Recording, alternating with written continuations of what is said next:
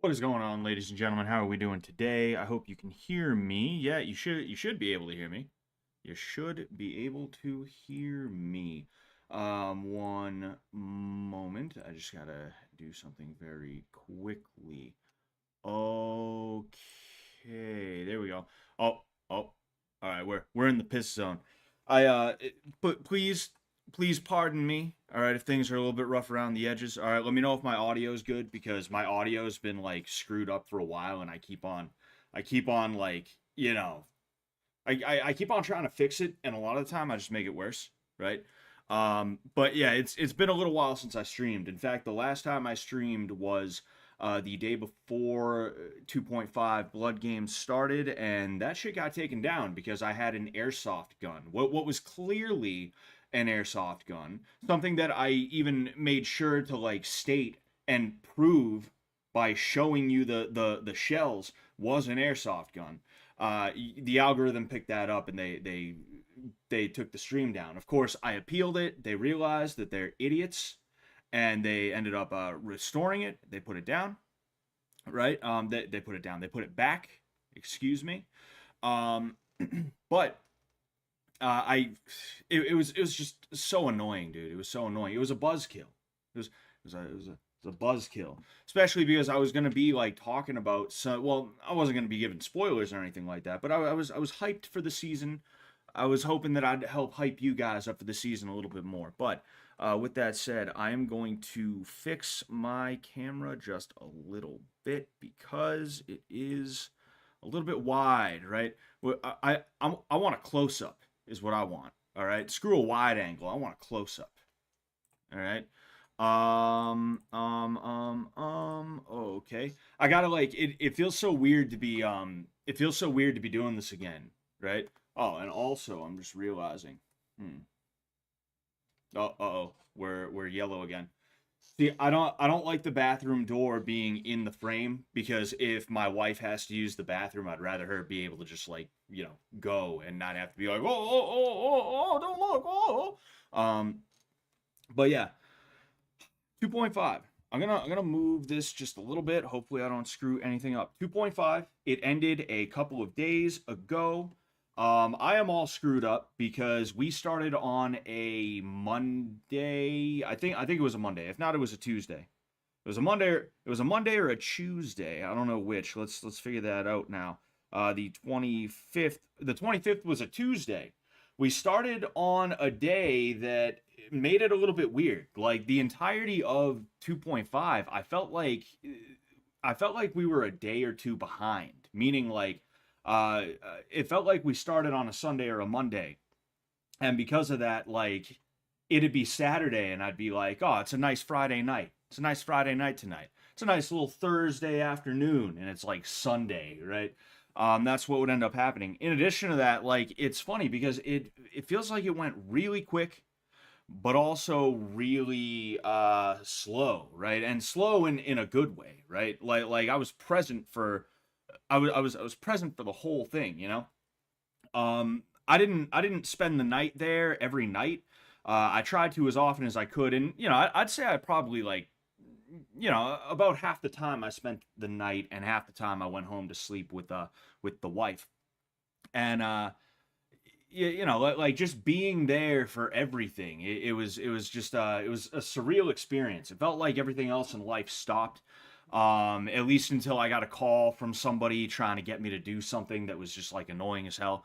And I had such a good time. I had such a fun time, and I hope you guys had a fun time watching and interacting and stuff like that. I'm gonna go ahead. I'm gonna read some of the chat. There's a few too many of you for me to go down and read like I normally would. I'd normally read out everybody's name and be like, "Hello, Joe Schmo. Hello, Jane Doe," and all that other stuff, right?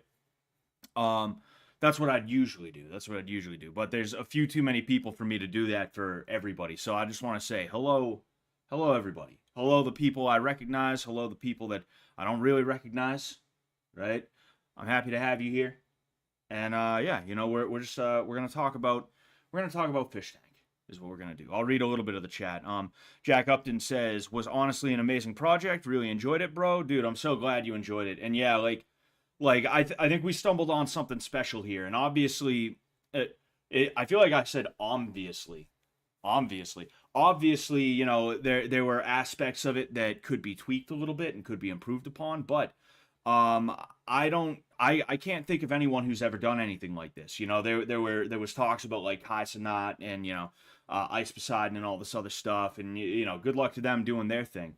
But they're not for one thing, I don't even think their vision is the same as what Jet, Sam, Ben, etc's vision was, right? There's one thing, but then in addition to that, um, it's just it's not gonna be the same. It cannot be the same. There's nothing that is going to be, or there's nothing that is like what 2.5 was up to this point. I've never seen or heard of anything like it, and I'm sure there's going to be people who straight up do like try to rip it off, right? I'm sure there's going to be people who do that, but I don't think they'll be able to hit the same notes that we were, you know. Um, but yeah, it was it was such a good time. It was such a good time. Pie face, yeah, Pie Face says, "I love that you had a hand in the jacket the whole time." Yeah, that was something I made up on the fly. That's one thing I'm gonna talk about a little bit. I'm having a hard time thinking of a way to segue into the actually talking about the pieces of Fish Tank that I'd like to talk about here. So it's like it's I guess I'm just gonna have to do it. There's gonna be no transition. But yeah, um, Cage. Uh, Cage came about partially because I was asked to be a vampire hunter trainer, essentially. I was given a basic premise of what my character would be. It was half human, half vampire. And from there, I started filling in blanks as well as, the Goblin, Mike.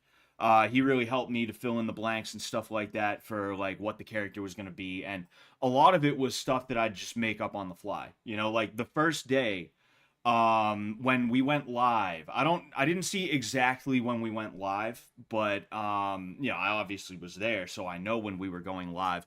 The first thought I had was, what would the character want to be introduced as? What am I going to be doing that is going to give people an idea of what the character is supposed to be without me actually having to do or say anything right away? And that's why I was just like leaning up against the porta potties. I picked the porta potties for an obvious reason, because it's like, what the fuck is this guy doing next to some porta potties, right? That's obviously like the I'm trying to look cool, but also I'm like being an idiot type thing, right? Um, and like I think at that point I was like, you know what, I'm gonna have my hand in my pocket, because I had a holster that I made, right? I was actually supposed to make that holster during the last stream that I did before the tank. I was gonna make that on the stream. I had a holster. It was basically, I don't think they call that a Sam Brown, but it was basically like one of those holsters where you reach into a jacket and you pull out like that, right? I made one out of duct tape.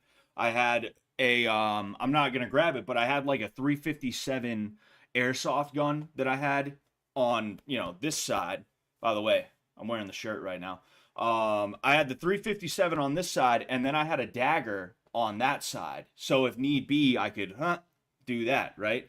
And that's kind of partially where that came from, is like I wanted to give a little bit of character, I guess, to the character, right? I wanted to give him kind of like a signature look, a signature way of doing things. And I also was like, hey, like I want to do something with my hands, and I just happen to have this gun. And slowly but surely, I was like, oh, I'm always gonna have the hand on the gun, right? I'm sure that makes sense. I'm just like explaining it in a bit of a weird way. Um, there was a lot of little things that I made up on the fly and stuff like that, and I'd play off of those things. Like me being mean to the fish, that was a decision that was made like on the fly, because in the beginning the plan was I was like not gonna talk to the fish basically the whole day. I was gonna be there obviously, but I wasn't really gonna try and like get in too deep with like discussing things and having conversations with them and stuff like that. And that's when um what's it called? Oh yeah. Mike, he came over to me and he was like, yo, if they come and talk to you, you should just tell them like fuck off. And he actually said you should tell them fuck off, Morty, right? Call him Morty for mortal. And that's what I did with Letty, and that's actually where the somebody was asking about the thumbnail. That was like the first thing that I said on camera was to Letty. Um, and I told her fuck off, and she said some more stuff, and I was just being more rude, and then I ended it with like I said fuck off, like that's basically what happened. And yeah, I mean that was yeah, I mean I'm not some kind of like actor dude, right? I like doing it. It's fun, but it's not like I'm classically trained, or it's not like I have been doing it for a long time just on my own or anything like that. Having to create a character, even with the help that I had, it was a little bit of an awkward thing for me. And I like to think that I did a good job. Yeah, I think I did a good job. It was my first time, and next time something like that occurs, um I'm gonna do it a little bit better. Xavier was a huge inspiration for me in terms of like like just going all in on the bit, right? He was so good. He was him Brian, Blacksmith. It's Blacksmith. I didn't even know. It's not Blacksmith. It's literally Blacksmith. And Blacksmith's wife, those four were like so great this season. They were so fantastic this season, and all of them kind of they inspired me to like really try and get into the creation of the character and stuff like that. Brian just used his natural charisma. Like I don't think Brian was like putting a million hours of thought into his character. Xavier is just he's just a freak of nature. He's crazy at what he does. Blacksmith and Blacksmith's wife also, like the way that they were able to do the NPC, like the NPC stock motions, and they kept repeating lines and stuff like that. And they would trigger each other's lines too, like whenever there was a crime committed in town by certain people, certain person. um you'd hear the blacksmith yell justice, and his wife would yell hang 'em high every time. And that is like that is beautiful. People were wondering why they weren't in the finale, by the way. It's because they got sick. I think it was specifically Blacksmith. He got pretty sick. There was something that went through there was something that went through the camp at some point, you know um hold on one sec. Sorry,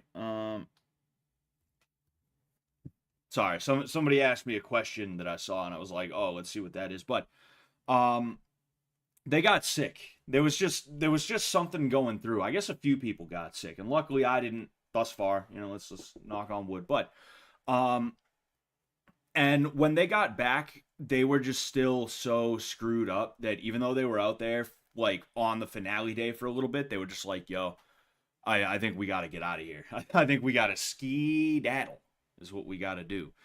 And that really sucks. I got to see them later. They were doing better, but that just sucks that they were unable to make the finale, because I think they definitely deserved to be out there. Um, Overall, it was just really good. There were things that went sideways. And I'm gonna do a Patreon exclusive. I'm not gonna be like dropping dirt or anything like that, right? I'm just gonna be giving my thoughts on certain things and stuff like that, not talking shit, but being honest about like what could have gone better, what we could have done differently, and things like that, or what could have been done differently. It's tough to give criticisms because I'm just the talent. I see the guys in the writers' room how much they were stressing, right? And I like it's not their fault that these things went sideways. So I'm not going to be, I'm not like shitting on anyone. When I do happen to do that patron exclusive video, which if you are interested, shill time, I guess. Patreon.com/Scott Sullivan is my Patreon. I believe it is in the description, right? I believe it's in the description of this stream. If not, then it's on my Twitter. It's in the description of other videos, or I can just post it in the chat as well. Just just let me know. Also, you can become a member of my YouTube channel as well. They get the same videos, so I'm gonna do that. But yeah, like certain things kind of went sideways. We got derailed a little bit here and there, and you could definitely see it. There was a couple of days that it was a little bit like, huh, like what's even going on right now? But um, as usual, the finale was very good, in my opinion. I was going hard in the finale. I was a vampire. Yeah, I was a vampire, and I just decided whatever. I'm gonna get very cinematic with it. I started doing like spinning moves. I started doing rolls and shit like that. I sat down on a tree stump by mistake, like a very small tree stump. It was like that wide, and it divided the cheeks. And I was hoping nobody noticed, but people did notice, and it ended up on Twitter. That's the only reason I'm telling you about it now, is because you could find the picture of me on the ground, like kind of writhing in pain. Um, yeah, it was finale was good. Finale was very good. Finale was very good. Brogan Morris says, "How was TJ?" TJ was TJ was good. He hurt his arm. It's kind of an understatement, but he hurt his arm, which is why he couldn't really be out there for the whole thing. But when he did get out there, it was good to see him. It was definitely good to see him. Um, Tank watching, what's going on, man? I was apprehensive towards the whole LARP idea at first, but when the camera started rolling and everyone started getting into character, I really came around. Good shit indeed. Yeah, dude, the LARPing was so fun. It was so fun to go out there and get into a character and just riff with everybody all the time, Especially Xavier. Like me and Xavier, we buddied up early on, and because everything got derailed, we were, I'm not saying we were supposed to be like this, right? Or like that, right? I'm not saying that like every waking moment you were gonna see us together, but we were constantly talking back and forth, like throwing ideas at each other, and there'd be like jokes. We'd make jokes to each other, just trying to like ease tension, or not necessarily ease tension, but just because that's what you do. You have fun with each other backstage.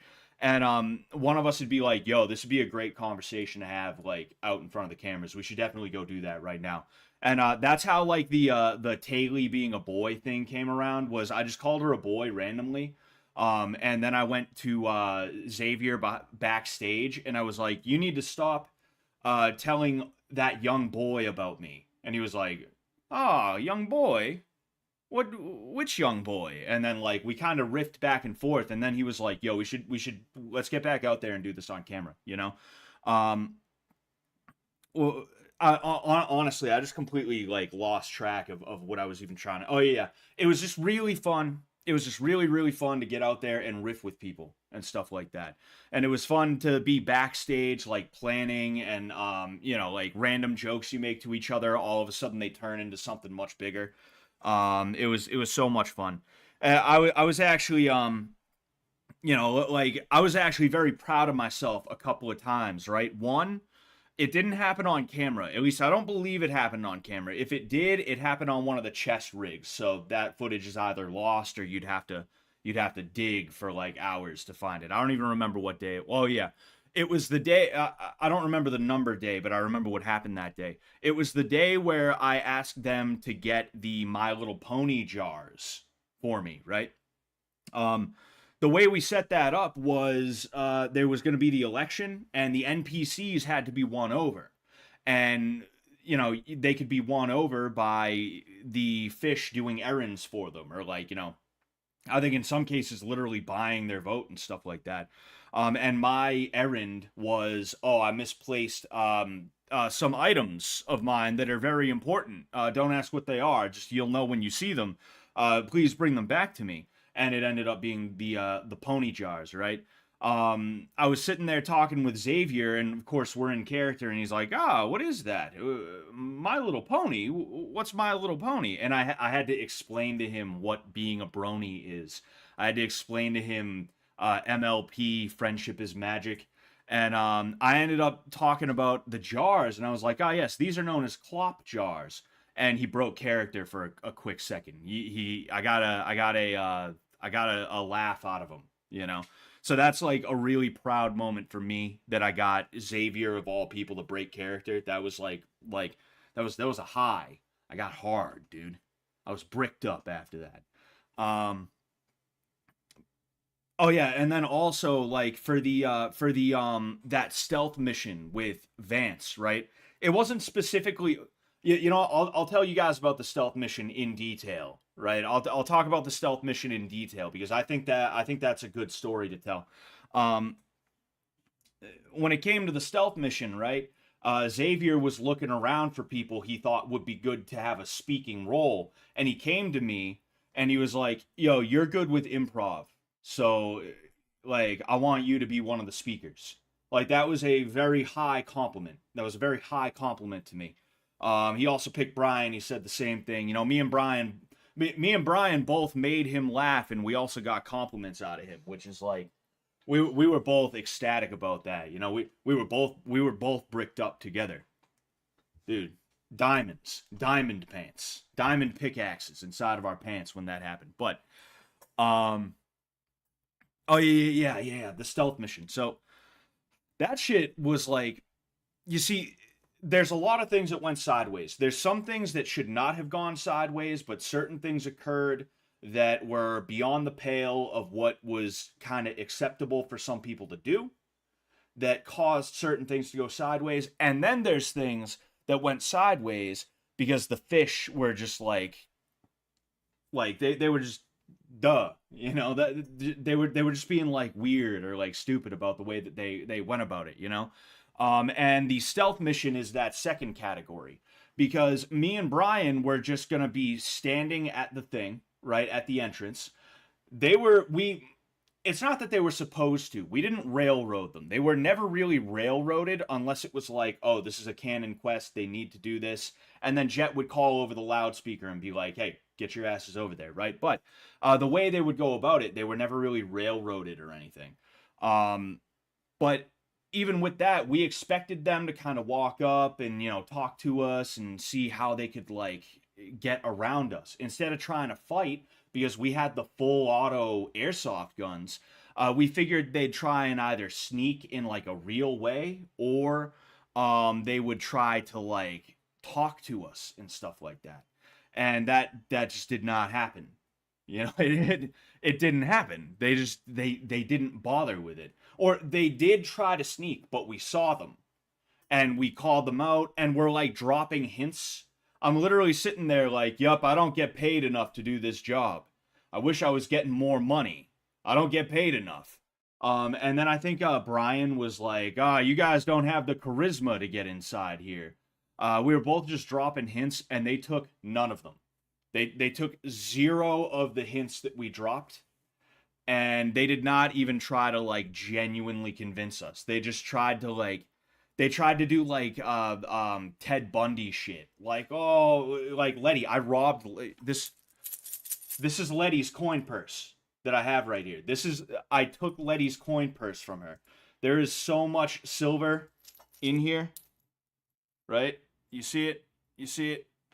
There's so much silver in here. And I took it all from her because she was trying to pull that Ted Bundy, like, oh, I'm hurt. Oh, will you help me? Type shit. What was I gonna say? Yeah, they just didn't do it the way they probably should have, and because of that, we lit Letty and Vance up like hardcore. And then every time they tried to sneak by and we saw them, we'd be like, "Hey, you over here," right? Because we wanted to give them more chances. We wanted to give them more chances to try and talk their way in, right? Like we killed Letty once and then she respawned, and we weren't just like, "Hey, it's that girl again." We were like, "Hey, you, who are you?" Right? We tried to make sure there was continuity where it's like if we saw her and she ran off, then it's like, oh, all right, like, you know, we're gonna remember her. But if we saw her and we killed her and she comes back after a respawn, well, all right, you know, we don't know her. She's a new person. We were playing it straight. We were just playing it straight, but we weren't letting them have it. And because of that, they were getting frustrated with us, you know? And part of it was because we completely forgot about the sneak mechanics because they didn't use the sneak mechanics at all until they were told they had to. I had never seen any of them crouch down to try and sneak at all, ever, you know? Up until that point anyway. And Jimmy got mad. But it was also like, yo, dude, you're literally crouched in the middle of the open in the path. Like, I'm looking down the path right now. I'm not gonna like, I'm not gonna pretend I don't see you when you're not even trying to stay hidden. You're just like, I'm gonna crouch down and you can't see me. Tee he gave me a little lip and I gave him some lip back. And I made him get on his belly, and then I was like, all right, fine. Oh, where'd he go? Huh? What happened to him? He was just here, right? Um that was funny, you know. It made it great that the NPCs took it that serious though. Oh yeah, 100%. I wasn't like excuse me, jeez. There were times, there were things that um we maybe let them have it a little bit easier, but then there were things where it was like, no, I'm gonna murk you. I am absolutely gonna murk you if you don't do this right. And that was one of them. And part of it was because we were taking out frustration on them. Because, like I said, we got not railroaded. We kind of got screwed in a couple of ways because of a couple of things that happened. And then also we were tired of getting shot in the dick.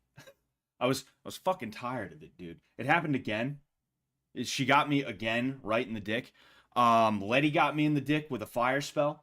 It was crazy, dude. It was fucking insane. But we were tired of getting the shit kicked out of us, and they became cocky about it too.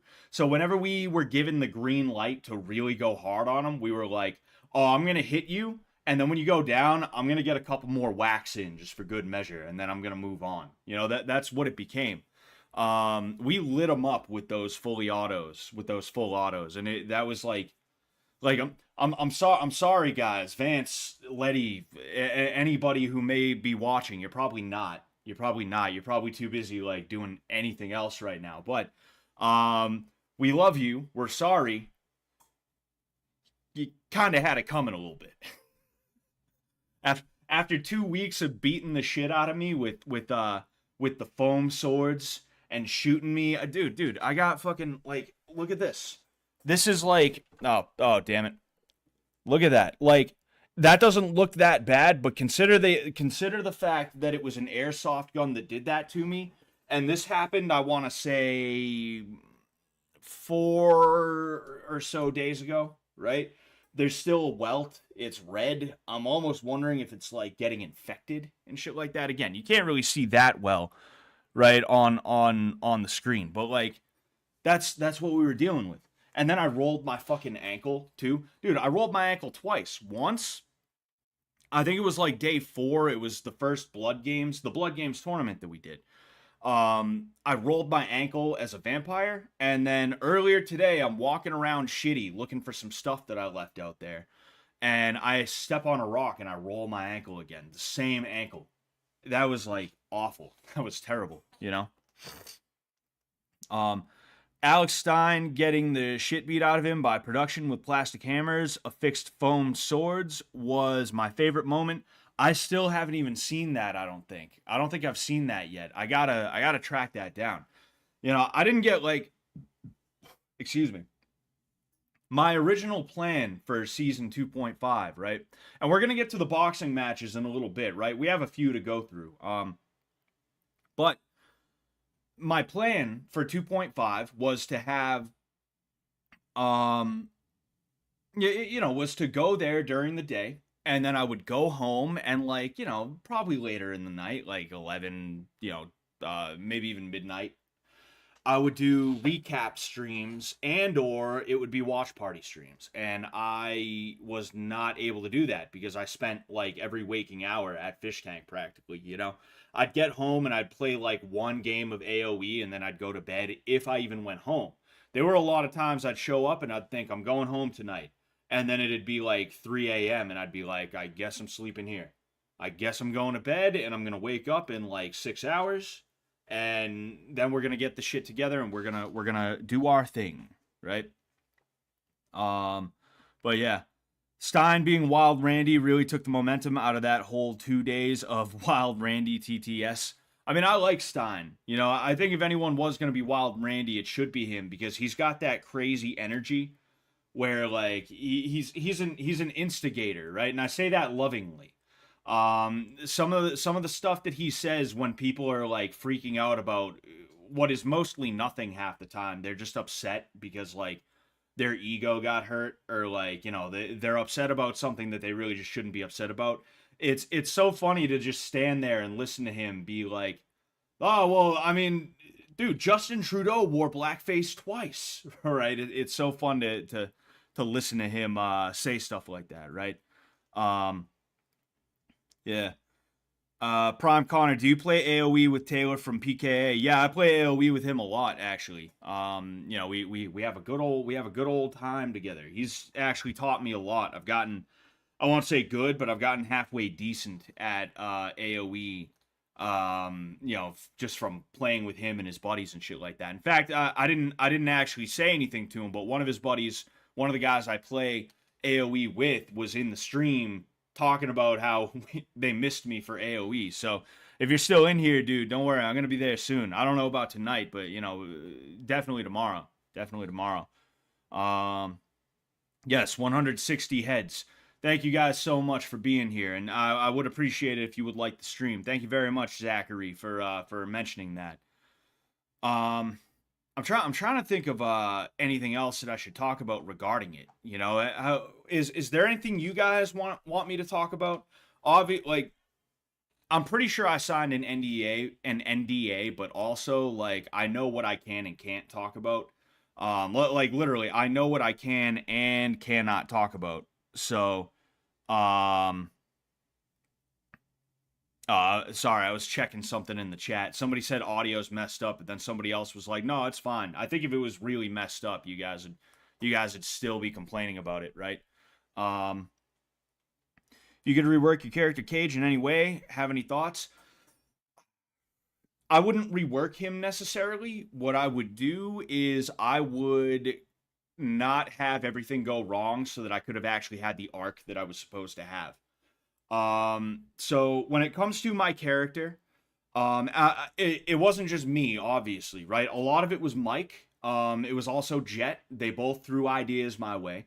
Mike told me he thought about Blade combined with the Mysterious Stranger from Fallout. I took that and I tried to make it Blade, the Mysterious Stranger, and Boone from Fallout New Vegas. And then I tried my best to put that into like an Oblivion NPC, although I kind of failed at making myself an Oblivion tier NPC. It was hard to do it the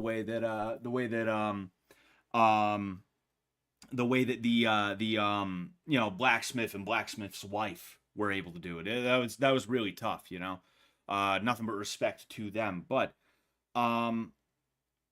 yeah, like I was supposed to have a bit of an arc, right? It wasn't going to be like anything too huge or anything like that, but there were a couple of quests I was supposed to give out.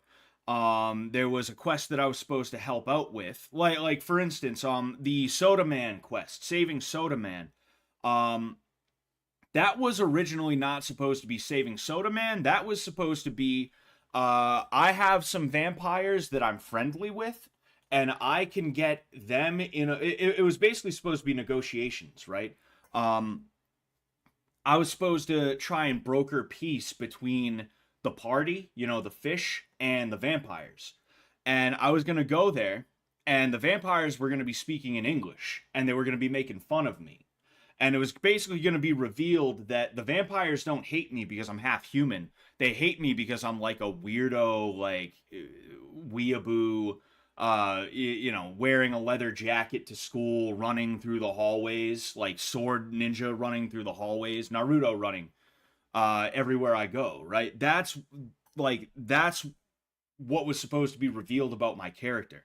I was supposed to start off as like the grizzled, fearless, stoic, cool, mysterious, almost bounty hunter, like half human, half vampire, who's helping out the fish because I hate vampires so much. And then it was going to be revealed like I'm just a dweeb who got bullied and I never got over it. And like they still make fun of me to this day, right?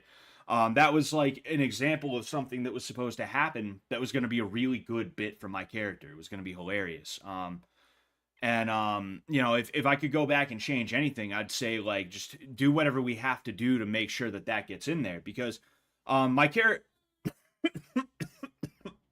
excuse me, um, my character was underutilized, and that's like that's not my word either. That was like I was talking to Xavier about the finale, and I was like, look, like I have an idea for this and that and this and that, and he was like, oh, that might actually be a good idea because your character is kind of underutilized. Like he said that.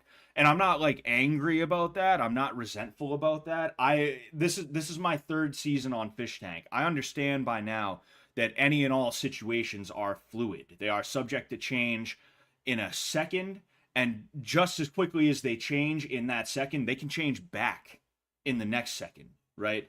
I'm not like angry about it at all or anything like that. I'm not blaming anyone or like you know, it just is what it is, right? But it would have been nice if I was able to actually get that in, right?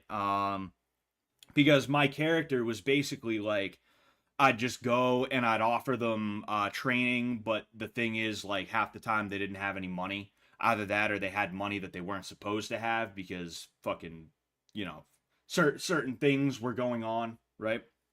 Um, you know, and like that was basically my character was like I was an asshole to them.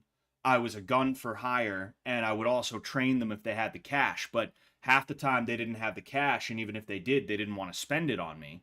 Or it was money that was like, I don't want to take this because I know he's not supposed to have this money. You know, it was. I feel like my character was more furniture than actually like someone who was in the universe, right? It's tough to explain what I'm trying to say. I hope you guys can kind of understand, and I hope again you understand that I'm not like angry about that or anything like that. I'm just talking about like my character and how things went down, and you know how I feel the character kind of manifested itself in the universe and stuff like that. Um, you know, there weren't really you know, I just wasn't I wasn't like a big part of any main storylines or anything like that. I was just sort of off to the side waiting for a chance to like annoy one of the fish or like waiting for one of them to be like, can I hire you or something like that, you know? I'm angry. I'm fucking mad. I'm livid. I'm livid over here, High Ecuador. Grr. Grr. Have you ever had a parent who's like pretending to be mad at you? Not in like a way that's like, "Grr, I'm so mad at you." But like they genuinely you can tell they're not actually mad, but they're like, "Fuck, I have to be mad at him about this." That's happened with my dad. My dad sat there and he's been like, "I can't believe you did that." Ooh. And it's like, "Whoa." I think I'd rather you be genuinely angry at me, Dad. I think I'd literally rather you be screaming your ass off for real at me than whatever the hell it is you are doing right now. Um, hmm. Yeah, I feel like that might be infected, meaning like this. I don't think it's like a bad infection or anything like that, and you can't really see it very well. But I think there might be like I think I might need to drain it. You know, that was from Ty's gun. Um, I headed the iFunny storyline. That shit was so funny. The iFunny storyline. What? Why do I not know what you're talking about here? Why am I like why do I not know what you're talking about? Obviously, I know iFunny sponsored, you know, the season, you know, all that stuff. But why am I like having a hard time understanding what you mean by that? What do you mean? Fuck, man. Excuse me. Um, my parents only communicated through physical violence and interpretive dance. Oh man, it must have been really confusing when they'd start throwing punches during their dances. Um, the iFunny Golem.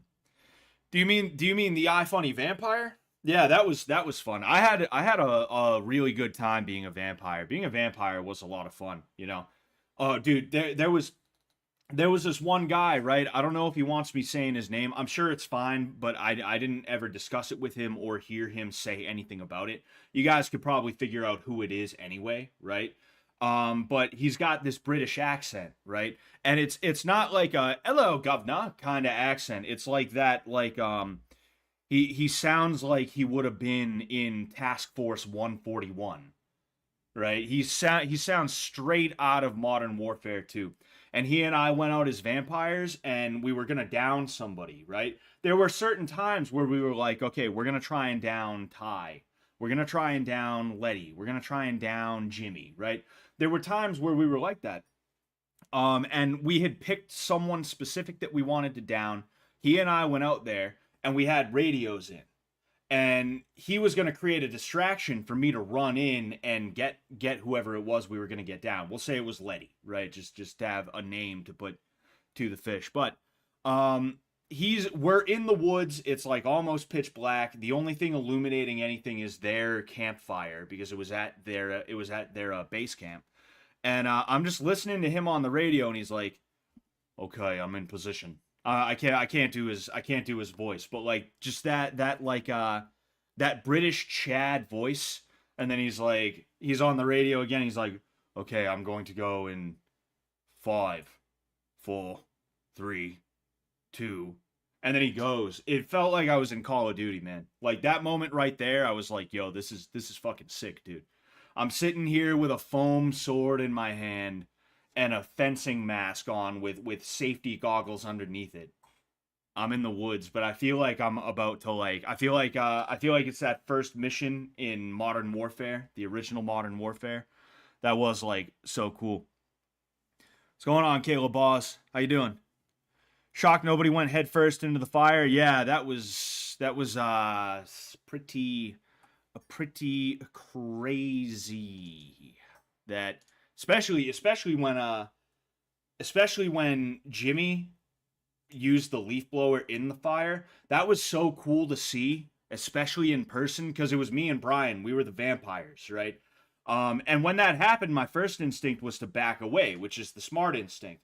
But then I was like, nah, this is great TV. So I went closer in and I was like, oh, whoa, whoa, right?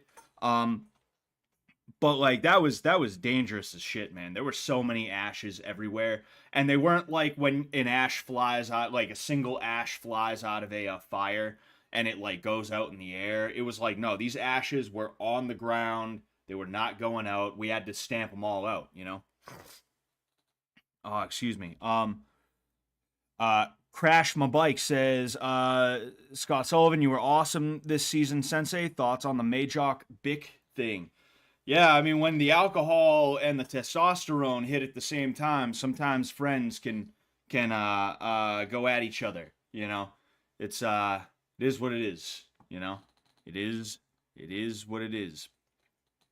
Um, Holy Fool says, shout out to my GF Lexi. You were her favorite this season. It's her birthday. Oh, happy birthday to your girlfriend, man. Happy birthday, Lexi. That's really cool. Thank you so much as well. I remember hearing that guy talking. He does have a cool voice. Yeah, you know exactly who I'm talking about.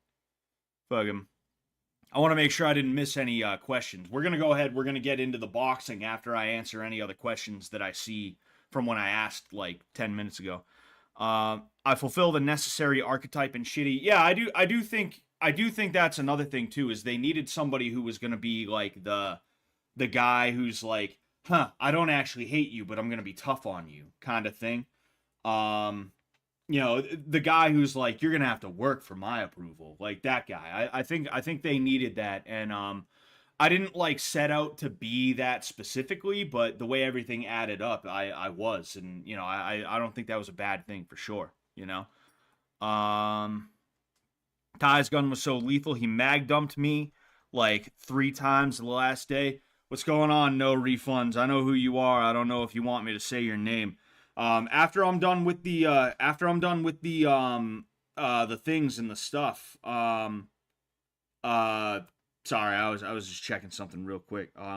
After I'm done reviewing the fights and stuff like that, if you want to jump on, I'm down to have you on. I don't know if you're still gonna be up or if you're still gonna be around or anything like that, but just let me know. Hit me up, bro. Hit me up. Did iFunny ever give them money? I don't know. I don't handle business stuff. I'm just the guy who punches things. That's my role, and I do it very well, in my opinion. Um, how is the distribution of currency and prices originally supposed to work? I believe it was pretty much how it was supposed to work throughout the show. It's just that some people ended up getting money through ill-gotten ways, right? If that makes sense. Like me, I didn't like I wasn't paying too close attention to everything, but I did play the game. Like I was playing the game almost the same way that they were. Like I didn't just go out there with a pocket full of coins or anything like that. Any coins that I got, I literally either stole from like I sold Greg's stuff cuz he left it out, right? You know, and me and Greg had a rivalry at this point. That was kind of like part of our arcs was like, you know, we both didn't like each other and then we decided we would be cool. Um that was like one of the things I did to him. So I got coins that way, right? Other than that, like I'd make them pay me for training and other things like that, you know? And then I'd even go to the trader or like Soda Man or something like that, and I'd be like, "Hello, do you have a health potion?" And literally just because I wanted a Gatorade, mind you. I want a Gatorade, and I'm like, "All right, let's go get a Gatorade." Do you have a red potion, a health potion? Fucking. I got a couple of bags of chips from the trader as well. I played the game, but yeah, like you know, it was simple. It wasn't the most robust system. It's just do quests, you get coins, you can exchange those coins for goods and services. That's the way it goes. That's the way it goes. Trill says Cage was a fantastic character. You were great. I see the arc wasn't completed. The live format of the show makes it hard to fit everyone's story, I suppose. Oh yeah, and I wasn't the only person who was like that. You know, like other people had other things that they were supposed to be able to do as well. Like I'm not sitting here like it was only me. Oh no, like most people didn't have their arc. Most people didn't have certain quests that were really going to define. I mean, I know everybody loves most, if not all, the NPCs, at least the ones that stayed. But like there would have been like some legendary things for each person to have taken part in that a lot of people didn't get to do. You know, it just is what it is. You know, what present chance would you give John to win a UFC title? 100. 100. He would go in there and he would out alpha all of them. Is what would happen. Did somebody give me a super chat? Somebody said, "Whoa, a super chat," but I didn't see any super chats. That's weird. Am I? No, I'm not seeing any. I'm not seeing any super chats. If you sent a super chat in and I didn't get back to you, I apologize for that. That's my stuff is a little wonky. I gotta figure it all out. I'm gonna see if I can read a couple more and then we'll go ahead and we'll do our thing. You're not catching that forest on fire. It's the Northeast, and it was wet as fuck all month. Yeah, but even with that, you never know. You know, I don't think that's something we wanted to chance. Somebody asked something about Evil Kevin. Why did Evil Kevin get kicked off? Did he really pay to be on the show? Oh yeah, he was a fish BNB. Like he was. You know, I'm not sure why he got kicked off. It was probably just they were like, all right, I think you've been on the show enough. You know, we got other stuff we got to do, and thank you for coming on. We appreciate the hell out of it. We hope you had a good time, but we got to kind of move on from the bit here. Were the vamps free to act, or was it scripted? I mean, it was a little bit of both. We would be told to go out there, and we were told like go really light, or we were told, hey, like fuck them up, and then we would be told like how many waves we were gonna do. What those waves might look like and stuff like that. But overall, it's not like they were puppeting us on marionette strings or anything like that. Scott, who are your favorite fighters?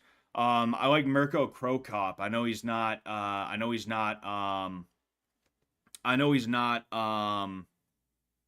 What is he not? He's not current. You know, he's been retired for multiple years. But I love the hell out of Mirko Crow Cop. Yeah, if I'll see if I can play some AOE after this e-girl farts. It depends on you know what time and you know other stuff like that. I do have some stuff I got to do tomorrow. What do those porta potties smell like at the end? And did Sam make you empty them into the poop truck with the hose? I didn't have to do that. And yeah, those porta potties were awful. Even after they got cleaned, they still smelled awful. It was just like an awful smell. It was terrible, you know. How disappointed were you when none of the fish did the side quests? I was pretty disappointed, you know. The fish did really well. You know, the fish did really well. It's like I said, you know, when it comes to Fishtank, when it comes to anything like this, but especially Fishtank, the situation is always fluid. It's never static. And, you know, there's a lot of different factors that end up causing a lot of different things to happen. It just is what it is. Just is what it is, you know? But with that said, we're going to go ahead. We're going to look at some of the boxing matches. I just have to pull these up very quickly. I'm gonna go ahead. I'm gonna combine these two. I should have pulled them up earlier. I'm sure. Sorry,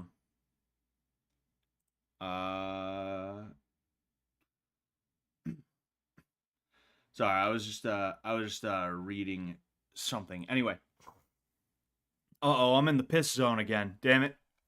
Oh, dang it. Darn it. I gotta go into my bookmarks. I've never gone into my bookmarks. Okay, here we go. All bookmarks.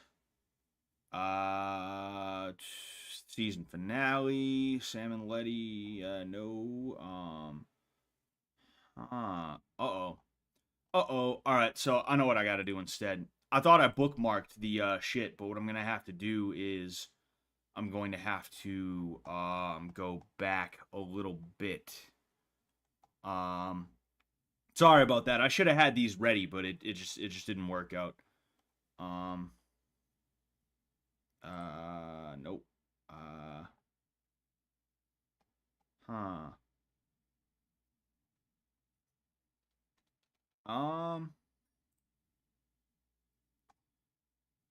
Sorry about that. If I don't find them in a second, I'm gonna go ahead and oh no, you know what I need to do? You know what I need to do? I need to go on YouTube because I'm sure they're on YouTube.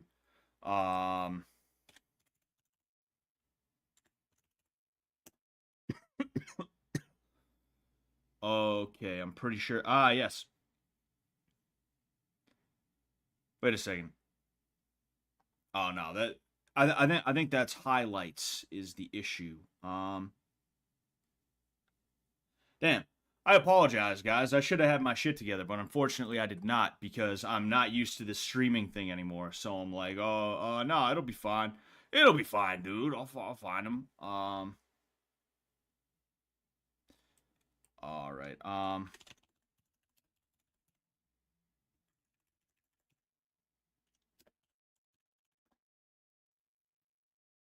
Okay, so we got Jimmy versus John. We'll go ahead. We'll take a look at that. Yes. Yes. Hold on a second. Oh, this is mine. My own streams show up on my shit sometimes. It's funny to see. And then everybody subscribe to Cinema Gulp. Seven viewers. I'm not some hugely famous YouTuber or anything like that, but I remember when I was streaming and I only had 7 viewers and I was like, oh man, that's a lot of people. I usually only get 3, you know? Alright, so we'll go ahead, we'll take a look at this. It's body shots only. Body shots only. Okay. So if you hit to the head, you are out. Okay. I'm going to go here. Get him, John. The whole LGBTQ community is rooting for you. Yes. A win for John is a win for gays everywhere. We're doing 2 minutes on, 1 minute. So actually, before I just wanted to get to the point where we were about to start, right? We originally, when it went down, I immediately was like, okay, I think we should get some gloves, right? The backstory to this is that Jimmy and John were kind of at each other's throats the whole day, And it came to a head when John was not really helping out with some combat, and he was getting on Jimmy's nerves, and Jimmy shoved him. And then Jimmy also spat on him multiple times. That was not cool. I did not like that one bit. But, you know, fucking, he did it. He done did it. It happened. But yeah, so as soon as that happened, I knew the types of people that these two are, right? It was not going to go down. It was not going to de-escalate. That's not how things like that go with these guys, right? They're both headstrong dudes who they don't de-escalate. They only escalate. So it was just gonna continue being that until somebody ended up getting seriously hurt. So like very early on into the shoving match that they got into, I had a radio in because I was being a vampire. I radioed and I was like, yo, do you want to get the boxing gloves? I swear, I'm not trying to shoehorn anything in here. I'm not trying to make it a boxing season. I swear. But I think it'd be better for them to just, you know, duke it out and call it a day. And at first they were like, nah.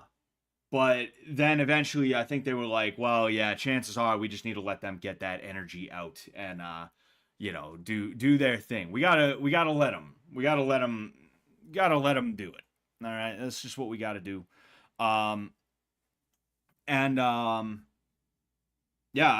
I mean, we just let them do it. Originally, what we were going to do was the tire drill, which there's a tire right here that we were going to use for it. And what the tire drill is you take that tire, you put it down, and you have both people step their front foot into the tire so that they're in the position to only really throw inside punches, right? Meaning like a jab, I'd typically throw from the outside. A jab cross, I'd typically throw from the outside. Your run-of-the-mill hook, I'm typically going to throw from the outside. But if I get too close, if I get on the inside and all of a sudden we're rubbing shoulders, you know, we're bumping uglies, right? I'm going to be in here. I'm going to be throwing uppercuts. I'm going to be throwing tight hooks, even if it's to the head, right? I'm going to be throwing combinations to the body to lower the hands and then go to the head, right? That's kind of what we were trying to do. We were going to keep it body shots, even though it was just the tire drill. And it was mainly because John's leg was screwed up, as you know, and we didn't want to take that chance of like, you know, him moving around and he moves wrong and then he's even more hurt than he was. But he basically was like, no, I don't want to do that. I want to actually like really fight. Like let's really do this right now. And we were like, okay, fine. We're still only gonna do body shots, and we are gonna allow you to move around and things like that. But with that said, all right, you can see the Duke, you can see the Dunye, and you can see me right here being timekeeper / ref. I don't know. Fuck it. I'll just play. You know, because there was a point where we started and then we were like, no, wait, go get the makeup on. You know. So let's go ahead.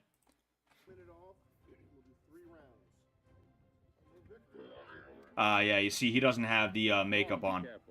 We still have our grinder date later. Don't let Jimmy mess up your pretty face. That's my job. On the bell. Go. Fighting begin. Come on, boys. Keep it clean. I'm like, back up. So right now, Jimmy has that Philly shell. It's not really a great Philly shell, but I mean, you know, it's just doing the job. It's your only hope. You see, I'll let it run and then I'll explain. Love both Jimmy and John. Two goats going head to head. Much love. May the best man win. Circumflex J vertical bar circumflex J vertical bar circumflex J vertical bar circumflex J vertical bar circumflex J vertical bar circumflex J vertical bar circumflex J vertical bar circumflex J vertical bar. Oh man, those what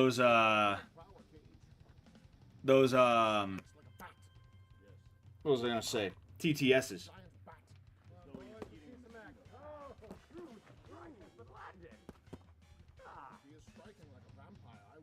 So right now, John is kind of stumped. He's landing punches on the side though, because Jimmy doesn't really know how to protect the sides, you know. And here we go. Okay, so I was showing this, right, and I'm gonna explain something. So the Philly shell, right? The Philly shell is very good for the body. If you're doing body shots, right, you might as well just go to the Philly shell, right here.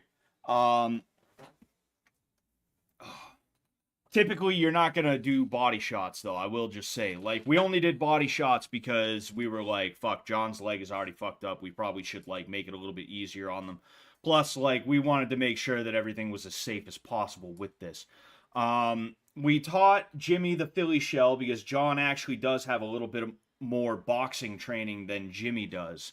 You know, so we wanted to make it as fair as possible. Now, people were upset because Jimmy was not really doing much in, you know, the beginning anyway.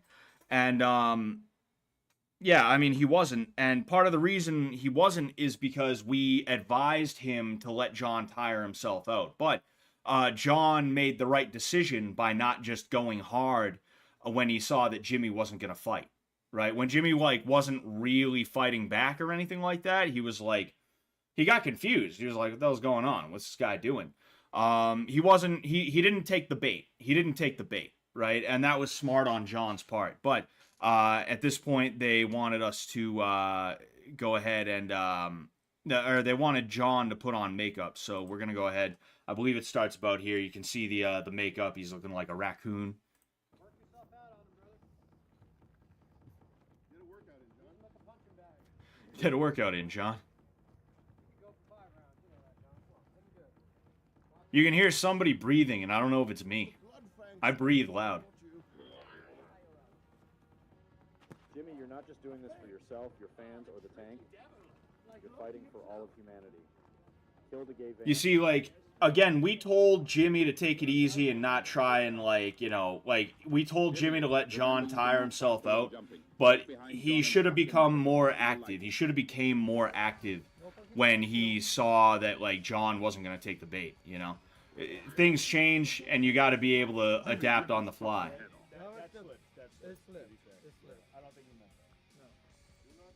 I'm going to turn this down just a little bit more. Oh, you guys can't even hear it now. Turn it down just a little bit more, just to make sure you can hear me, because, you know, I'm supposed to be doing commentary over this. So one thing John's doing is he's jabbing at the gloves too, and he might have just did that to test, just to see what had happened. Yeah, like, he's not putting any kind of power behind it because he's just like, what the hell's going on? Is he gonna, like, actually throw anything? But what he should be doing is trying to target areas that's gonna be tough to defend. Like, it would have been tough to defend here. He would have had to, like, do that, which would have been a little bit weird, you know? You gotta find the opening. One thing he is doing right, though, and you'll probably see in a second, is he's throwing right hooks and he's hitting Jimmy on the side, you know? You're going to see in a little while his side actually becomes, like, red. Jimmy's side gets pretty red because the whole fight he was getting hit. Jimmy the Furry Clan Pup Army is I see right there. channel the animal spirit powers and strike at the right moment. See, what Jimmy should have been doing, right? I know it's a little weird, but what he should have been doing is he should have been using his arm to protect that side of his body.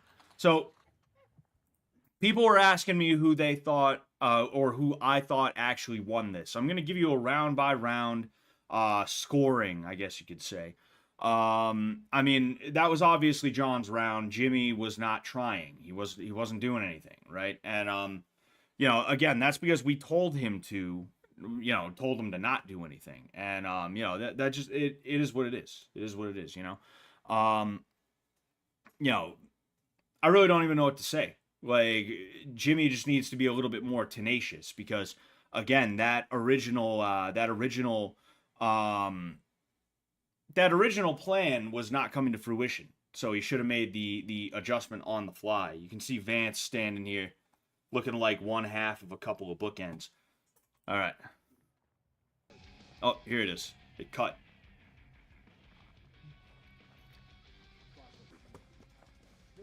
You see he's picking shots where he thinks he can get them now. He kind of punched up higher, which was a good idea. That shoulder's open, John, the left shoulder. Throw something, Jimmy. I'm going to stop it for timidity. You see, in I don't know if you could hear me, but I said throw something, Jimmy, or I'm going to stop it for timidity. That's because we were telling him, like, yo, start throwing stuff, and he wasn't, you know? He threw a couple there. I think he landed a right hook. See, now they're going to start trading. A couple of punches land from John. I think one of them snuck through. One of those snuck through as well. Come on now, boy. Just taunting John. I think that right hook may have been deflected actually. You see that left hook? It looked like it snuck in. Dude, I have my arm in my coat just out of not reflex, but just because that's what I've been doing the whole week. All right, so here's where he really starts to pick it up. That second round, hold on, I forgot. That second round, I would say it was John's round again. All right, so right now John's up 2 rounds to none. Right, he's taken 2 out of 3 rounds. So, yeah, I mean that just is what it is. Don't worry, we'll give it the 3rd round. We'll see what happens in the 3rd round before we start making decisions about who we think won. All right, we'll go ahead and we'll do that.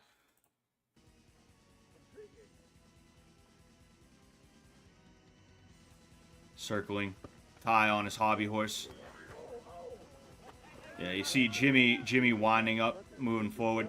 Jimmy's good at backing you up. He's good at pushing you back, you know.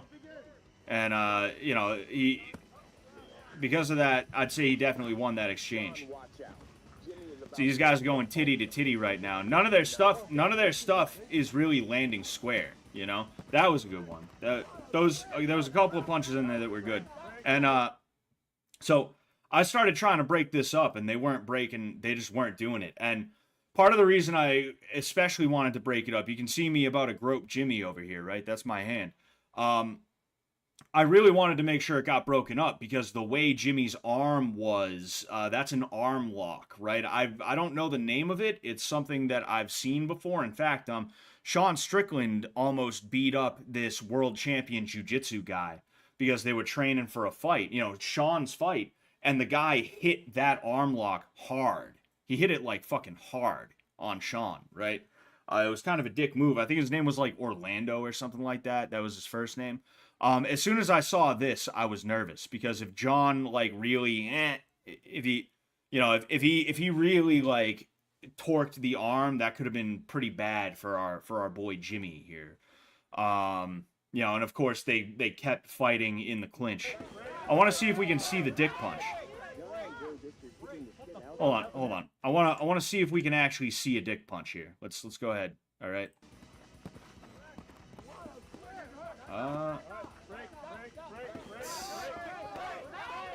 I don't know. You fucking knocked out me, fuck, bitch. I didn't knock. Yeah, you fucking did. Fucking I didn't see a nut shot. There were a couple of punches that looked a little bit suspect, but the thing is, they could have been either to the stomach or they could have been to the nuts. So I can't say that I saw a definitive nut shot there from John. And I never saw one from Jimmy either. So I think these guys were just screaming at each other. You know? I think they just wanted to yell. Hey. Shut the fuck up there, dog fuckle. Dog fuckle. Dog fuckle. 1 minute begin, no nut shots. And yeah, why are you talking in the middle of a fight? You can fight it out. OMG, I'm like definitely gonna kiss whoever wins this fight. Yay, virgin fight, may the best part win. Look at that. So yeah, again, Jimmy just sort of moving forward. He's walking into punches though, you know? And again, like, you can see the redness on his left side, I'm sure you'll be able to see it a little bit better later, too. What's Greg doing? Greg's just standing here like that. Like, what are you doing, Greg? What are you up to right now? Yeah, I think we have a couple more good exchanges before the round ends.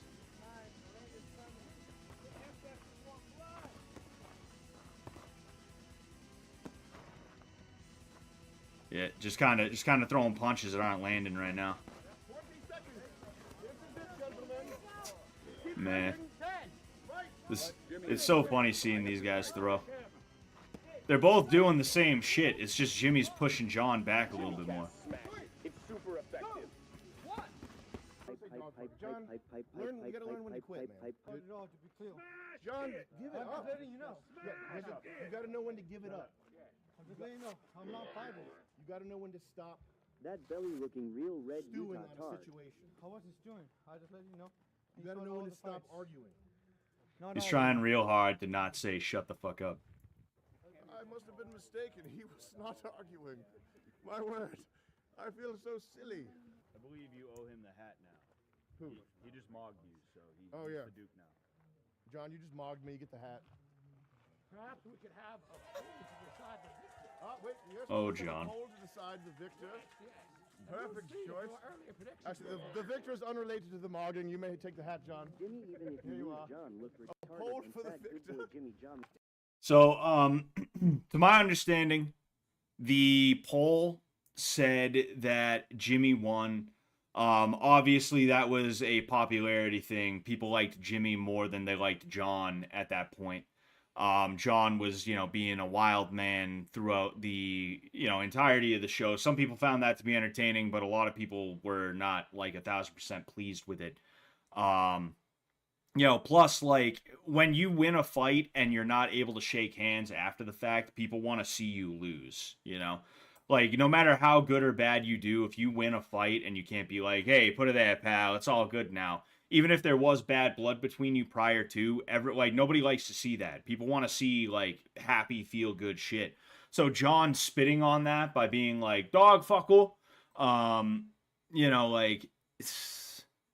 he doomed himself, If I was to judge this based off of, like, the criteria that is closest to the 10-point must system, then yeah, like, John won, hands down. He won. He easily took 2 out of the 3 rounds. And then that third round was kind of back and forth. It could have went either way. I might even just give it to Jimmy because he was pushing John back for the most part, right? So yeah, John won. John won that. All right. Okay. But as this is Fishtank, the poll rules all. Oh shit, the poll rules all. People are messaging me up right now. People are messaging me and it's making my shit vibrate. So I'm gonna put it on silent. So yeah, that was the first like major fight of Fishtank. There were others. Oh yeah, there was me versus Kevin. We could do me versus Kevin. And then in addition to that, I don't know if anyone ever found me and Brian, but me and Brian sparred. In fact, we didn't just spar. We were going hard. We were basically fighting. Me and Brian basically fought on in Shitty one of the nights. Nobody mentioned it. I didn't see anything about it anywhere at all, so I don't know if anybody really saw it like that. I think it was in the middle of a quest, so director cam was probably busy and people were watching director cam. But yeah, if there was footage of that, I'd go ahead and I'd do that. I'm gonna real quick here.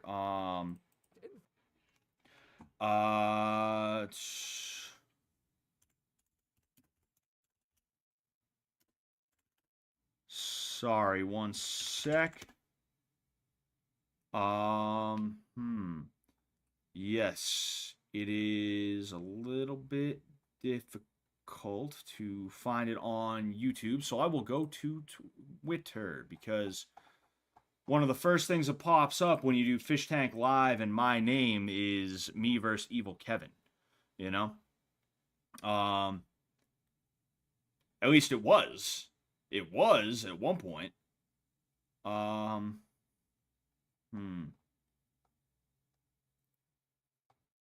right, yeah, I'm gonna have to go ahead and oh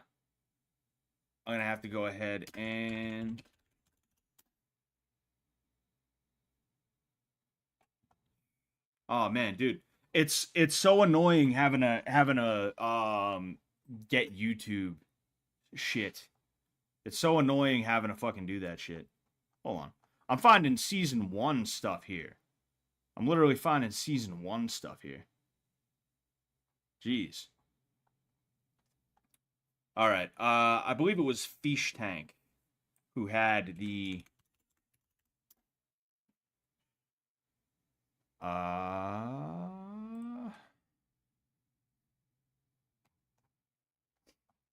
I don't want to have to like scroll, you know? I don't want to have to scroll, but also like we're at this weird spot where it's like, I don't know, I guess I should wait, what?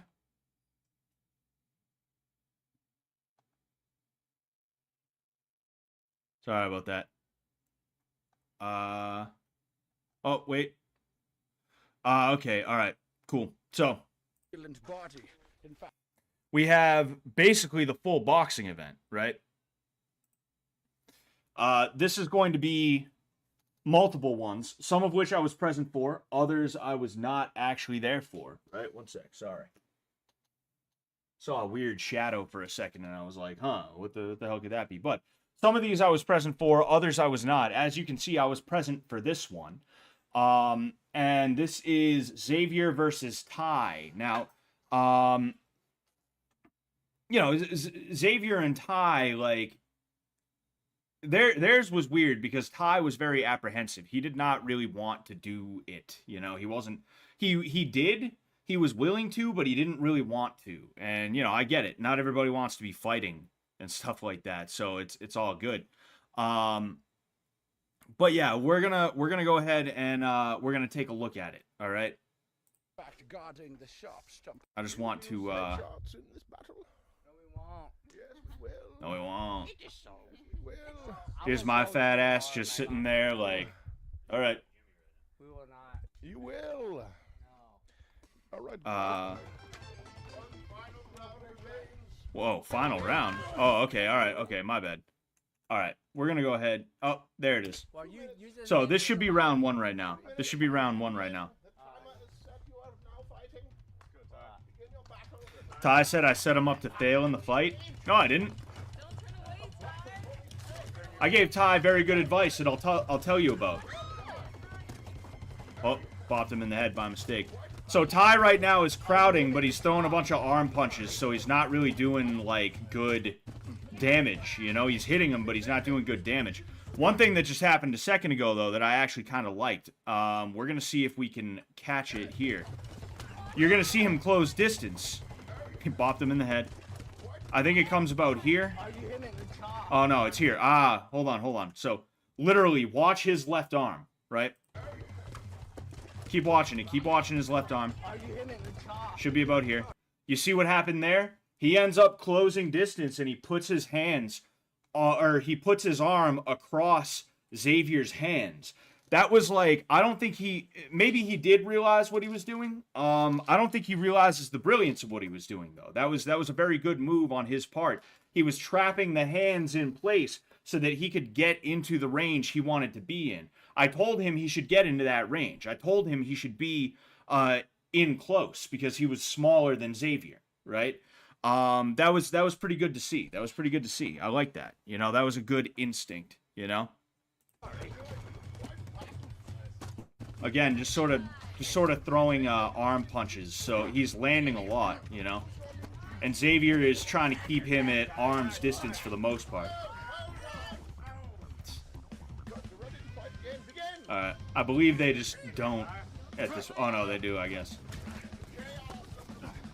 See, Ty keeps turning his back, right? Like, even right there, he just straight up completely turned his back, you know? Ty pushing forward. You see in there a second ago, you'll see Xavier pushes him off, you know? That was a smart idea on his end, right? So Xavier keeping his hands up, and then he pushes him off to create space. And Ty is tired. Sorry, I'm gonna stand up real quick to adjust my pants. This is why you have to conserve your energy. You are fighting. You are fighting. All right, so. We could do Yep. this. No, it's not. I could punch this camera. Do you want to try? The greatest dwarven fortresses. Do you want to try? Perhaps. Dare me. Dare me. You to punch the camera? Yes. I don't think you actually look like you would do it. I think I will not. Dare me. It's time to fight. It's time to fight again. All right, here we go. Here we go. Round two. I mean, Ty just needs to do more of what he was doing. Oh, bopped him in the face. Xavier needs to keep on pushing him back when he gets that close. You know, he's throwing some nice jabs right now. He's got to use his footwork, and he's got to frame to keep Ty out, which that's not really happening right now. You see, Ty's just getting in his face, and he's making it hard for him to keep his composure, you know?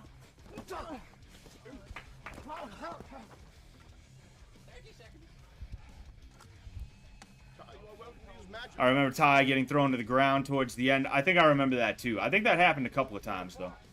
Yeah. Are they just... There's... I'm just like, get in there. It's like, we took the rounds from 2 minutes down to 1 minute. We weren't going to let them fight for like 30 seconds and then stop. It's like, you already had half rounds to begin with, you know? You see, there it is again. Ty pushed him back against the wall, and he pushed Ty off, you know? That was a smart move. And there we go. That is not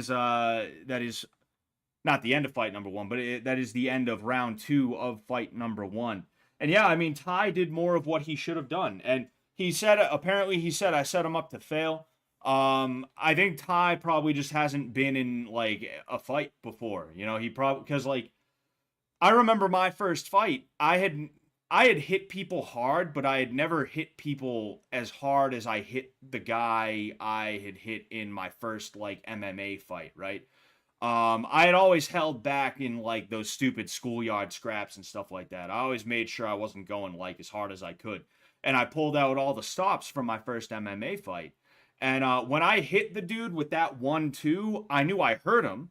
His eyes kind of lit up, and I saw, like, fear in his eyes, right? And that's when he shot in and took me down. And, you know, the rest is history on that, you know? But when I hit him with that 1-2, I was surprised, because I was like, I hit him as hard as I could.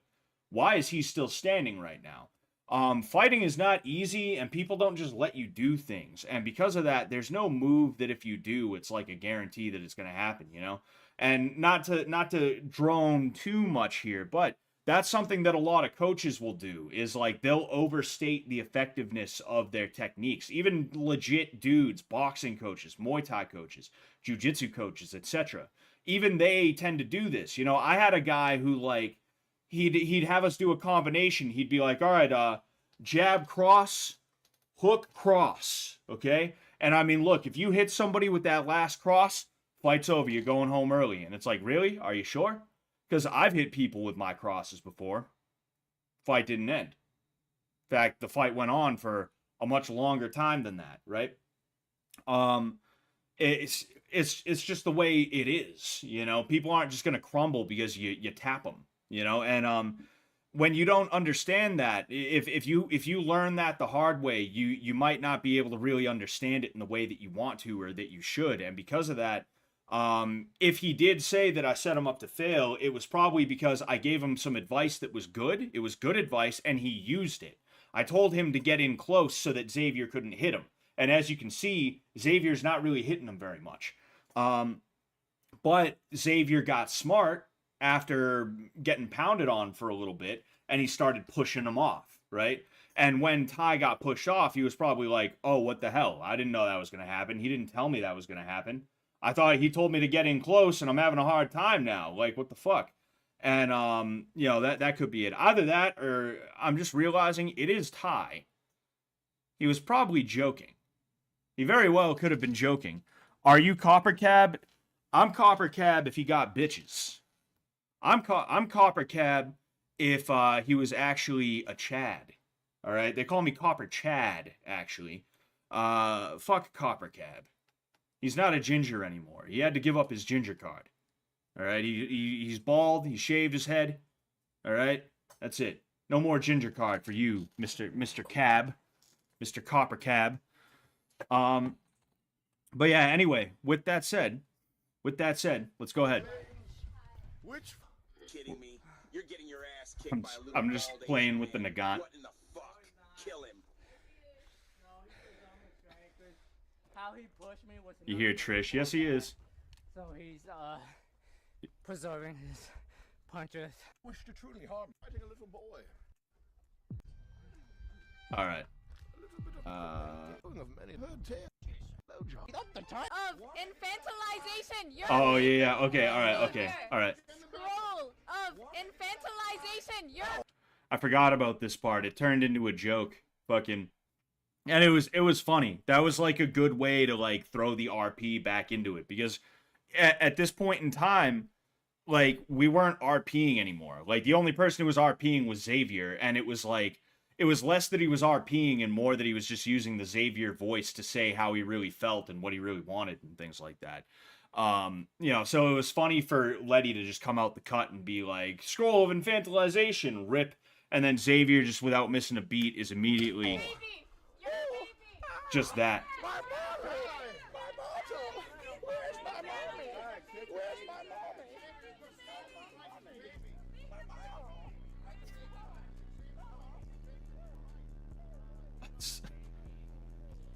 That is. What the hell?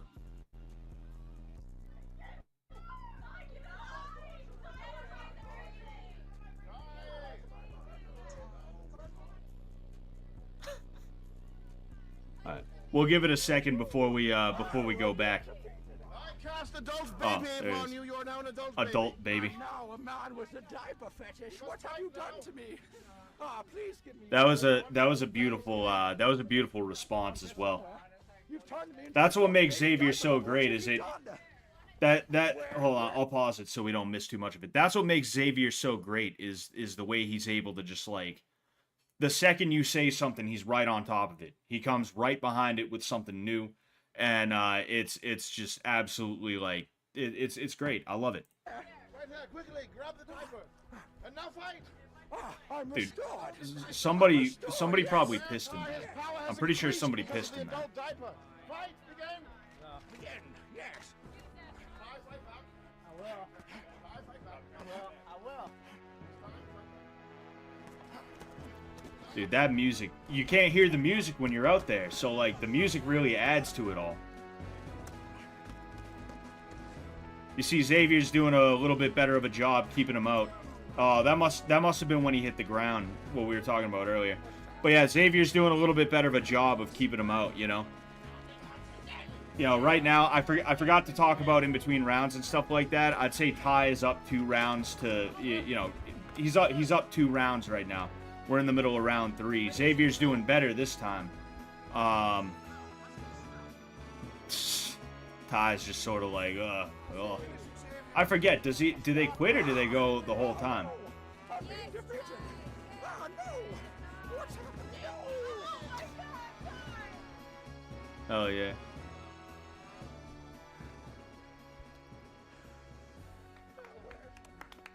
Yeah, I think that's I think that's it. Yeah. So I mean, with that said, Ty, like I said, I told him to get in close. He did, and because of that, he was able to impose his will throughout the entirety of the fight. By the time Xavier started catching on a little bit better, it was a little bit late. You know, it was the last round. And even then, Ty was still having a little bit of success. It's just he wasn't having as much success as he was.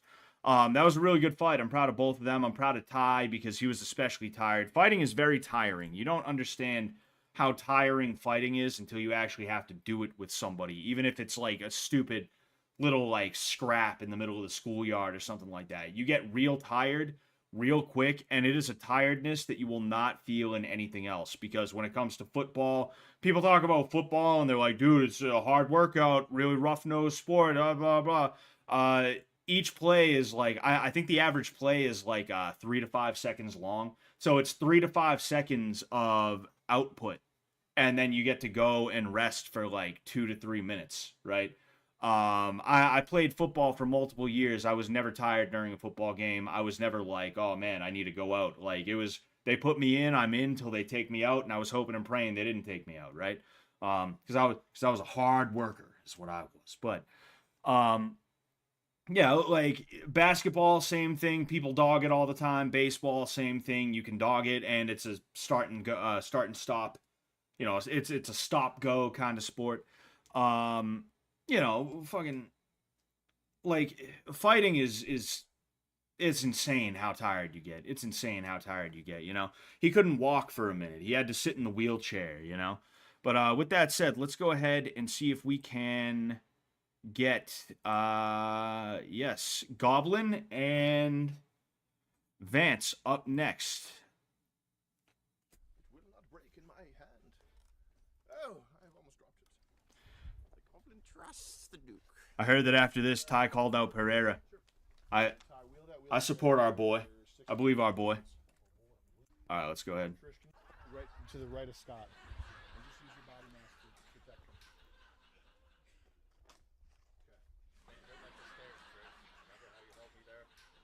Ah, yeah, look at that magnificent beer belly over there. I almost just fell over the fucking the tree stump. Cardio is why fat guys that think they can fight are like 99% a joke. Yeah, even hold on. Even fat guys have cardio though. Like people think like the heavyweight division, they don't have cardio. If you took a UFC fighter who is fat, like if you took Roy Nelson and you put him up against a guy who you know, he's like a bodybuilder or something like that, the bodybuilder would gas before Roy Nelson does. And I don't just mean like, oh, in a fight. I mean even like if you had them run a mile, like Roy Nelson would be quicker. He would be quicker. He would be less gassed after. I'm sure he'd be gassed, but he'd be less gassed after, right? Because at that case, this isn't a health at every size thing. That's complete and total bullshit. Those guys are very unhealthy. They should try and lose weight, you know, but it is what it is, right? But like when it comes to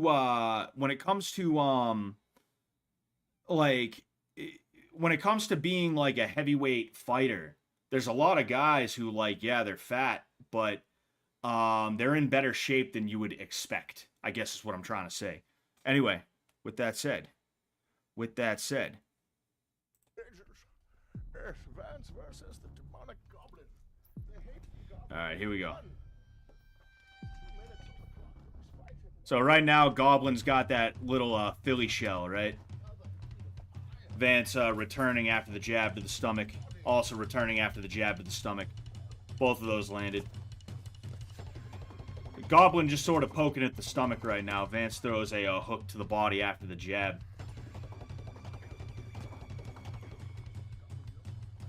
See, Vance's arms are just sort of down here, you know? Couple of punches landed from Vance, and followed by a jab. Goblin goes low with the jab and then high with the jab. See, Goblin's really good with his jab. He's really good at throwing the feints. He's really good at sticking it out there like he's trying to stab you with a knife, you know? Trying to poke you with a knife. See, the Goblin's utilizing head movement, but he's utilizing the head movement to make his body a smaller target, you know? Like, this is body shots, so, like, he could use that Philly shell in a more direct way, or a more heavy-handed way, but he's not, and what he's doing instead is he's using that head movement to take away the target. The Goblin has no concept of time. The Goblin exists. Couple of punches. One of them landed from Vance, one of them really didn't. That was a pretty good return from Vance. Goblin was punching his gloves and stuff like that. Goblin's really not going that hard. You know, he's just kind of going pitter-patter on the body, and half the time he's hitting the gloves. Vance is really going for the body, you know?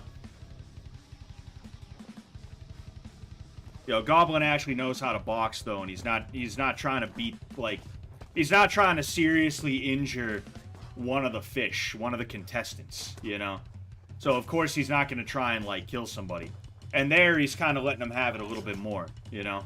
I think he got a little bit frustrated, and he was like, fuck it, I'll hit him a little bit harder. That was a good round. It was pretty close, but it's like I said, I think it was mainly because the Goblin wasn't trying, like, 100%. You know, I think that's really what it was. Vance was doing good, though. I'm not saying Vance was doing bad. I'm just saying that you could tell the Goblin was definitely holding back. And now that I think of it, there was a point where they call over the... Letty missed the water half the time. They called over the radio at one point saying, hey, if you guys doing body shots, you should be going hard, you know? Need a corpulent Oh, body shit. What the fuck, dude? Are you kidding me? Dude, really? Alright. I hit the wrong one, so we're gonna have to find this again. Sorry about that. Alright, okay. We're in much better shape now. Oh, here we go. Oh, no, it wasn't even Letty's fault. Vance just wanted a little sip, which is the smart thing to do. You don't want a ton of water. You hydrate before the fight. You don't hydrate during the fight. You can see the salt from the sweat from being out in the heat and the humidity on my fucking clothing. Alright, let's go ahead and I feel like that's much longer than a minute. Ah, here we go. Okay, round 2. Thank you, Hi Ecuador.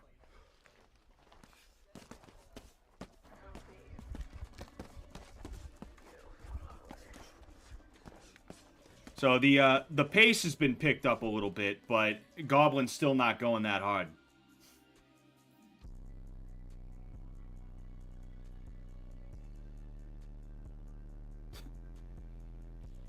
You don't have any mic audio right now. Yeah, the Goblin's just laying it on him. You see the Goblin kind of pushing Vance off a little bit, getting a little bit of green on him, you know, turning him into a Goblin. Yeah, that hook a second ago, that one too. He kind of he put a little bit of weight behind that one too.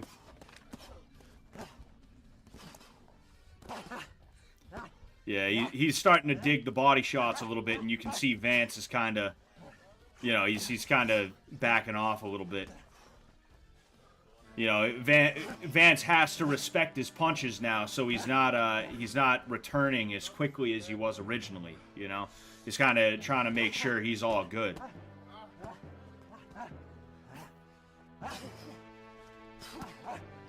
Goblin left hook is pretty nasty. Yeah, he's got a pretty good left hook for sure. Oh, is that Trish? What's going on? How you doing? I'll probably end up seeing you tomorrow. I plan on trying to get down there again before you go. Yeah, Goblin's laying it on him. Vance is fighting back though. You know, he's not just laying down and taking it. He's trying to make sure he's safe, and then once he feels he has the opportunity, he's trying to throw back, which is really cool, you know? Oh yeah. He dug that left hook. I don't think it landed, like, completely clean, but he dug that left hook, and even if you hit him in the arm, that hurt. The might of this one is too much. The Goblin concedes. Scott in the cell confirmed. Why? Is Trish in the cell right now? Trish, are you in the cell right now? Or are you saying hello to me from the cell? Yeah, I was in the cell a little bit earlier, just not, you know... Not in the cell, I was just visiting. I was saying hello, you know? But with that said, oh yeah, yeah, I mean, it's tough to say who I thought won that because, like on one hand, it's like, can it be judged fairly considering that the Goblin was going, like, extra light in round 1? It's like, well... On one hand, it's like, okay, you know, Vance was landing a little bit more often a lot of the time, and he was going, you know, he was landing harder blows, but it's like, you know, I'd like to just call that one a draw, if anything. You know, I know the Goblin just said he concedes. He had his ear ripped off. He's probably concerned with trying to sew that back on, but I'm just going to go ahead. I'm going to call that one a draw because it's really hard to say who I think won, you know? You know, it is what it is. It is what it is. Incel? Who did somebody call me an incel? Oh yes, I'm incel. I'm gonna be incel, guys. I'm gonna be incel. All right. We're gonna see, right? I had no clue, right? This was the last one that I was here for, was Tay versus Creature, Mary. I felt bad because it took me a while to learn Mary's name, and I was just still calling her Creature, and it's like, if somebody was calling me Creature, like well past the point where they should know my name, I'd be like, dude, what the fuck, bro? You don't know my fucking name, you know? So I tried to make sure I learned her name for real, you know? Trish, thanks for coming back on the show. When's the 48-hour stream? You're going to do a 48-hour stream, Trish? I don't know if you're still here. You jumped in for one message and you probably jumped back. Yo, you probably got better things to do than hang out in my stream. But, you know, tell everybody I said hello. Tell everyone I said hi, you know? But yes, this is going to be Taylor versus the Creature. And I was very interested in this because I trained Taylor for a little over a week, if I remember correctly, before she ended up having her wrist damaged.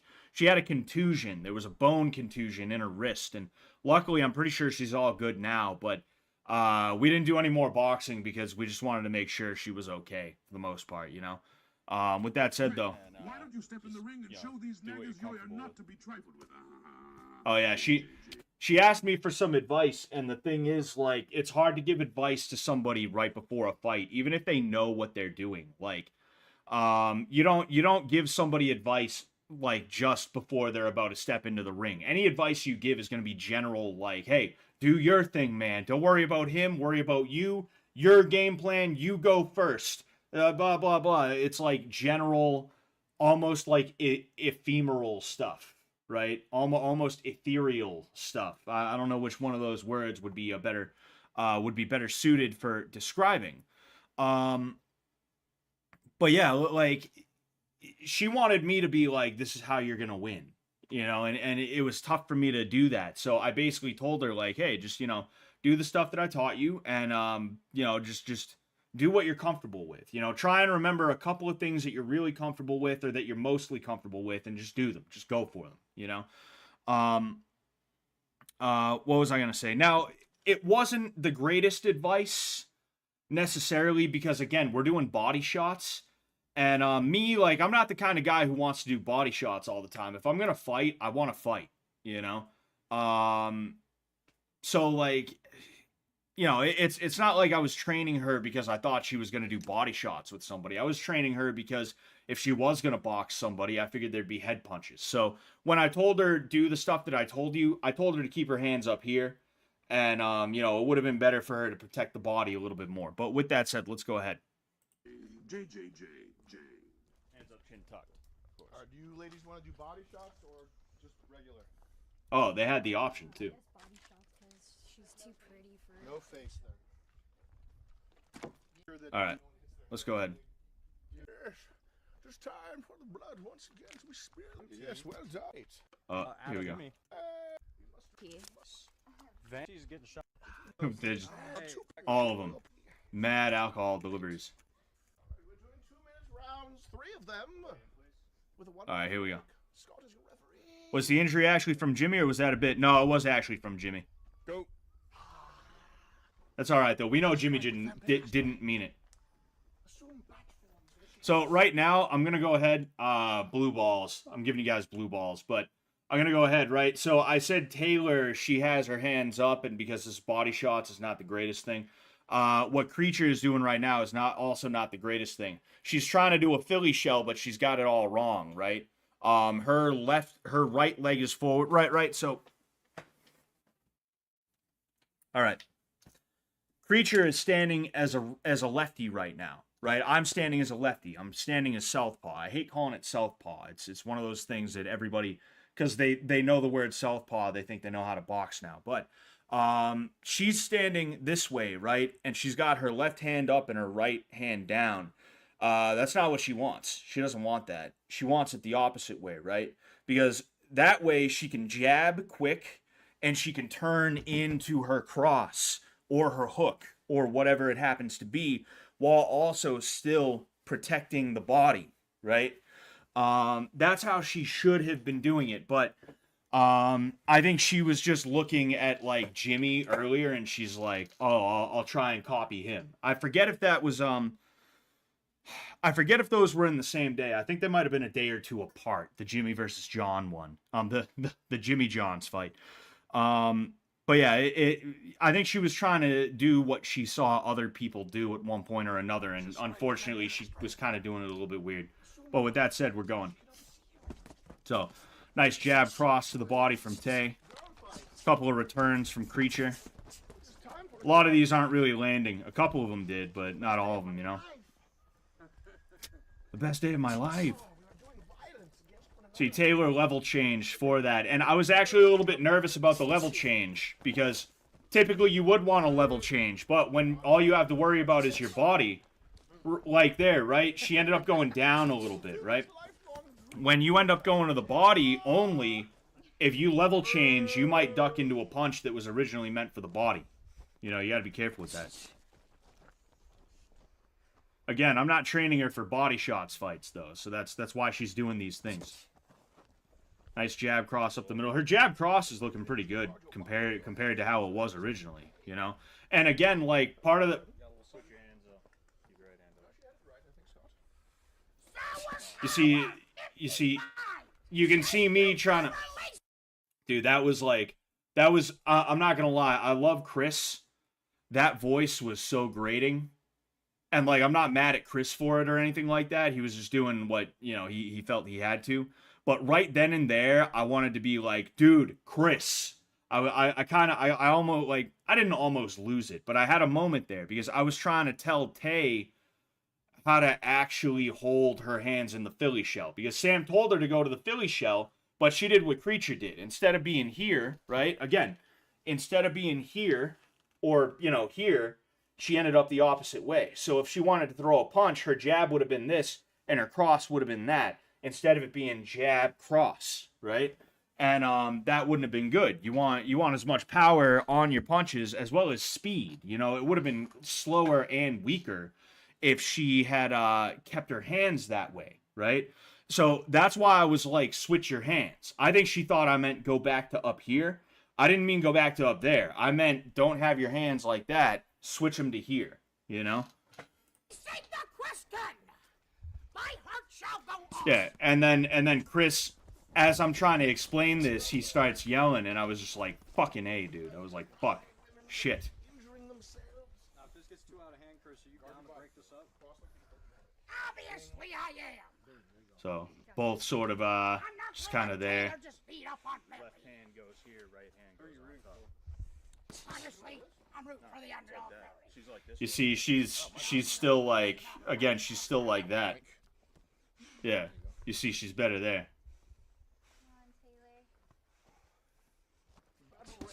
And you see, she was able to actually throw the jab cross that way, which is good. You know, a lot of this, Creature's just sort of, I think she's tired, she's not really throwing, you know. But yeah, that was good. It was kind of back and forth, but if I had to give it to somebody, I'd probably give it to Taylor, because halfway through the round, Creature just stopped throwing. She stopped throwing anything, and she just started getting pummeled. Also, I think... Oh, geez, I'm like really close to the microphone right now. Anyway,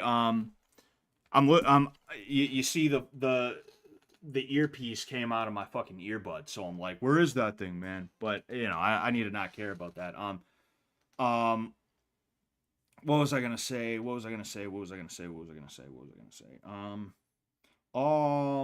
Oh yeah. I also think Taylor was landing more cleanly, more square when she was landing as opposed to Creature. So yeah, I'd say that was Tay's round. Somebody was making, Joshua Tomeo was making fun of the ch-ch noise, and like, I told her to exhale, which is what you're supposed to do, and you're supposed to do it for multiple reasons. For one thing, you exhale because you don't get as tired when you punch. But two, it also makes sure that if you get hit in the body, you're not going to have the wind knocked out of you. If you've ever fallen off of like a tree, or you're climbing up on like a car or something like that, and you slip and you fall and you go on the ground and you get the wind knocked out of you, that's because you were holding your breath, or maybe you were even inhaling, right? If you exhale, not even upon impact, but like just before the impact is about to come, you will not have the wind knocked out of you. It'll hurt. It's going to hurt a little bit, don't get me wrong. But you're not going to have the wind knocked out of you. You're not going to be like choking on nothing, you know? And the thing is, like, Taylor's trying, but she's not really doing it the right way. It doesn't come from the throat. It's not that. It comes from the diaphragm. It's like that. It'll be there. In Muay Thai and, you know, karate, but especially Muay Thai, because in a lot of forms of karate, the kiai is like, it's more of an accent to a certain thing. It's more of like a piece of kata almost. But like in Muay Thai, they'll be like, "Heish, heish." You know, that's how they'll do it. And that's because they want it to come from the diaphragm, because that's where it matters. That's where you need it to come from. You know, that's one of those things where like, people are like annoying about it, right? That's one of those things where it's like, you'll be focused on trying to teach someone to keep their hands up, their chin tucked, trying to make sure you're teaching them how to throw a proper jab, a proper cross.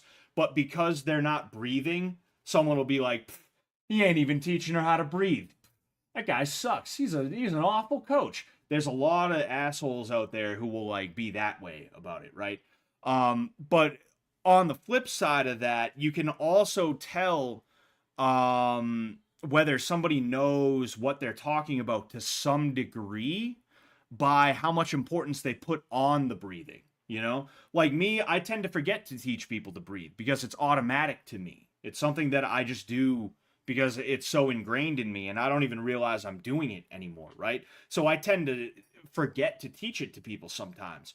But when somebody is like, oh, hey, you got to breathe, I'm not going to be like, yeah, it's actually not that important. I'm going to be like, oh, yeah, that's super important. That guy's right. Listen to what he's telling you. In fact, I'm going to make sure you're breathing from now on, right? If somebody's attitude is like, what's she breathing like that for? That's fuck. She sounds dumb. She looks dumb when she does that. It's so stupid. It's like, you see, that literally, it shows what you know. It really shows what you know about this. But anyway, with that said, Baby Chris voice was RIP. Fucking yes. Yeah. I honestly, like, between the baby voice and the Gilbert Gottfried voice, I like the baby voice better. And I think that's why Sam was like, Chris, find a new voice. Because, like, having to listen to that constantly was like, holy shit. Like it did its job. It got under our skin. He did a good job. He got under our skin real good. It was frustrating. But with that said, we're going to go ahead. We are going to go forward a little bit.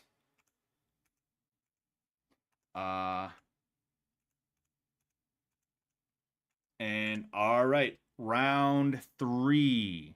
Come in and talk closer to the fighters so that you may be heard. You see, she's got the proper Philly shell now. Yeah, she's Creature Mary. She has the proper Philly shell now, and Taylor actually does not have the proper Philly shell at this point. It's funny how it kind of switched there.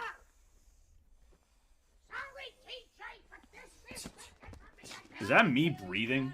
I know you guys probably can't hear that well, but is that me breathing in the background? Nothing's really landing from either of them, you know. Taylor's pushing her back. A lot of these punches just straight up aren't landing. They're too wide, and like instead of hitting, they're going like that, you know. I'm just bored. I'm just bored.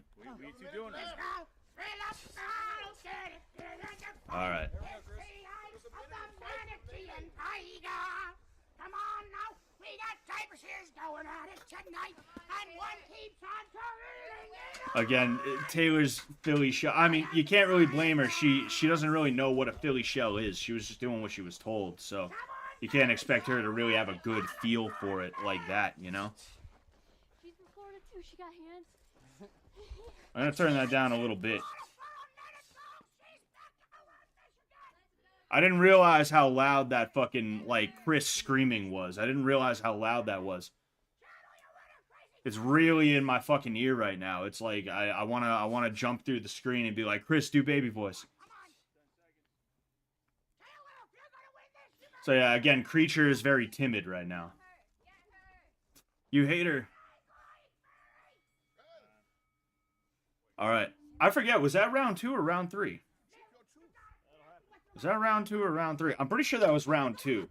Alright, okay. Alright, let's get this out of here. Okay. Oh, no, wait. No. I remember. She took the gloves off even though it was only round 2. We're going to have one more round. So again, if I had to give that to somebody, I'd probably give it to Tay because a lot of the punches from both of them weren't really landing, but I feel like I did see Taylor. I keep calling her Tay, even though I'm pretty sure nobody calls her Tay. They just call her Taylor. I don't know why I keep calling her Tay. But yeah, like the punches that were landing, I saw more of them from Taylor. In addition to that, she was doing more to control the quote-unquote ring by pushing Mary back. You know, neither of them are doing, like, bad right now. It's just that Mary is kind of shitting the bed, like, halfway through the round, and she becomes a little bit timid. She becomes a little tentative. And then the punches that are landing, they just happen to mostly be Taylor's because Taylor is throwing jab crosses a lot, and Mary is throwing a lot of hooks on somebody who's in very close. And somebody became a member, so I want to thank them. Thank you very much, Vic Sauce, for becoming a member of the Dollar Menu Early Access. I actually have a pretty big video that I'm going to be putting out for Early Access pretty soon. It's going to be an interview with Jason Mayhem Miller from Bully Beatdown. Or, you know, if you're into MMA, you probably know him as more than just the Bully Beatdown guy. But that's probably how he's most well known among the normies, among the mundanes. The boring folk, you know. But yeah, we're gonna go ahead. Oh fuck, nope. Let's want to hear any of that. All right, we are good. All right, round 3. Cross right up the middle. It's pretty much deflected by Mary though. Again, Mary's got the proper Philly shell. But Taylor's got, you know, the improper Philly shell. That is making a difference as well, you know. That was a pretty nice right hook from Mary.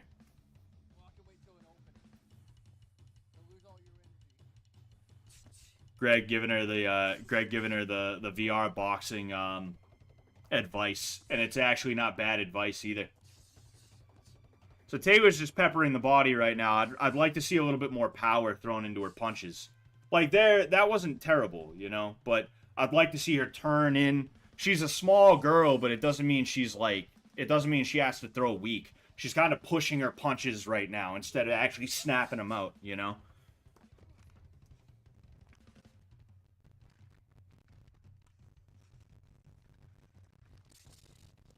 Oh man, the audio is kind of being weird. Yeah, again, Mary's just really tired, you know. Looked like there was a good punch from Mary a second ago. That second one she threw definitely missed, though, obviously. So Taylor is you know, mainly hitting the gloves right now.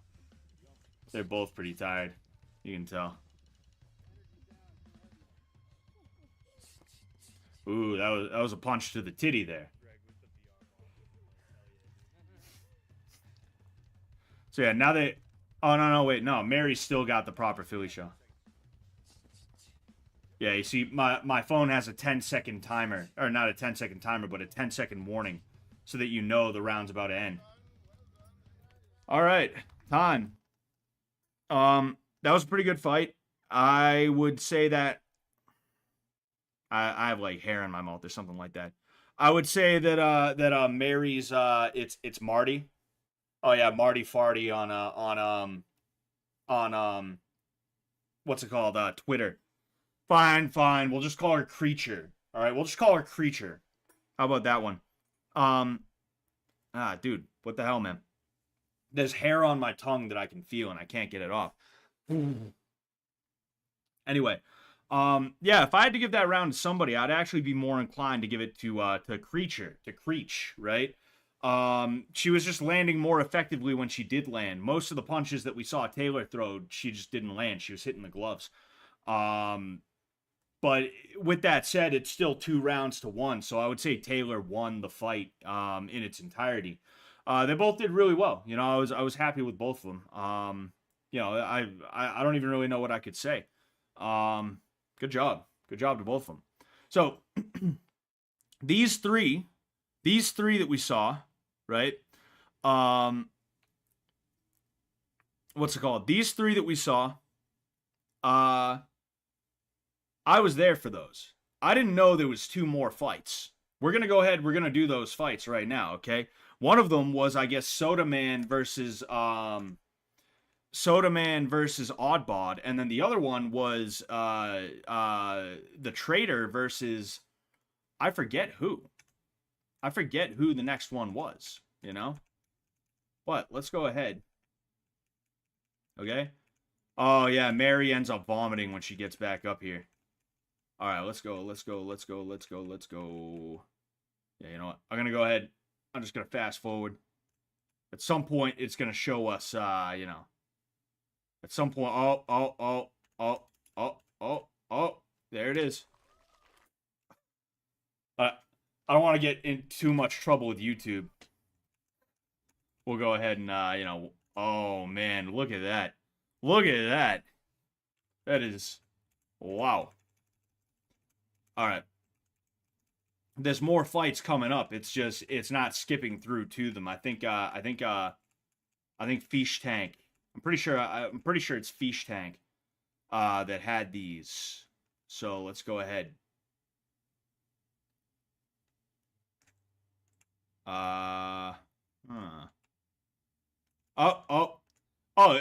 It was Soda Man versus the Traitor.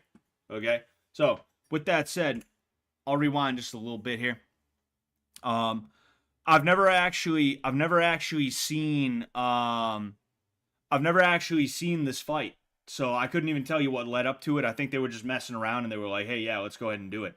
So I'm curious to see what's going to end up happening. Let's go ahead.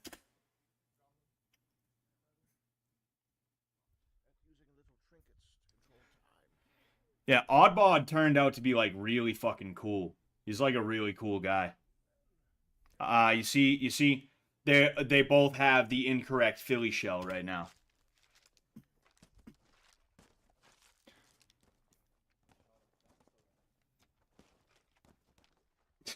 they're just kind of joking around. They're playing it nice and easy.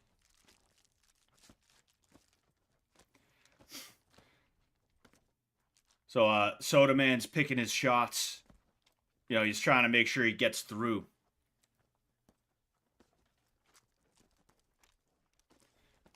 You know, again, Soda Man's picking his shots while Traitor, he's throwing, but he's kind of throwing at the arms. He's not really picking where... Yeah, he just threw a punch at his glove. He's got to not throw at the glove. He's got to throw at the body, you know? Like, he literally just threw a double jab cross to the glove. That's... You're not going to hurt anybody that way. Even if you're not trying to hurt each other, at the very least, you need to, like... At the very least, you need to be able to, you know, touch him in the spot that would hurt him if you were trying to, you know? Soda Man had some aggression to get out. Yeah, dude, Soda Man wore many hats. He was a Soda Man, he was a writer, he was doing fucking logistical shit. He was I won't say he was having a hard time, but he was he needed it. He needed to let a little bit out, you know? He definitely did.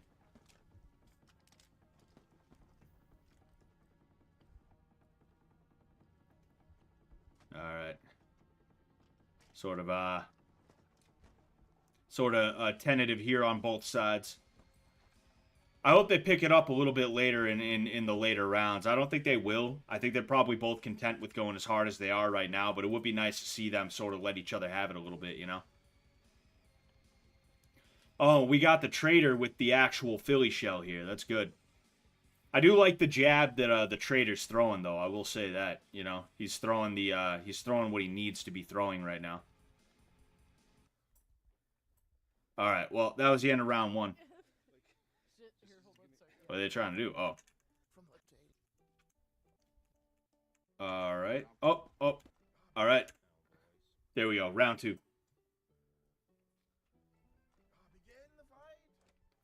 Begin the fight. So yeah, Soda Man trying to pick shots, but he's just kind of hitting you know, he's kind of hitting the arms. By the way, Soda Man won round 1 because he was actually hitting the body for real. Although Traitor just snuck one in, I believe. I think he hit the body. Again, though, Traitor's still kind of throwing at the gloves. That was good. That was a nice little hook. Also, a weird hook cross hybrid from Soda Man a second ago.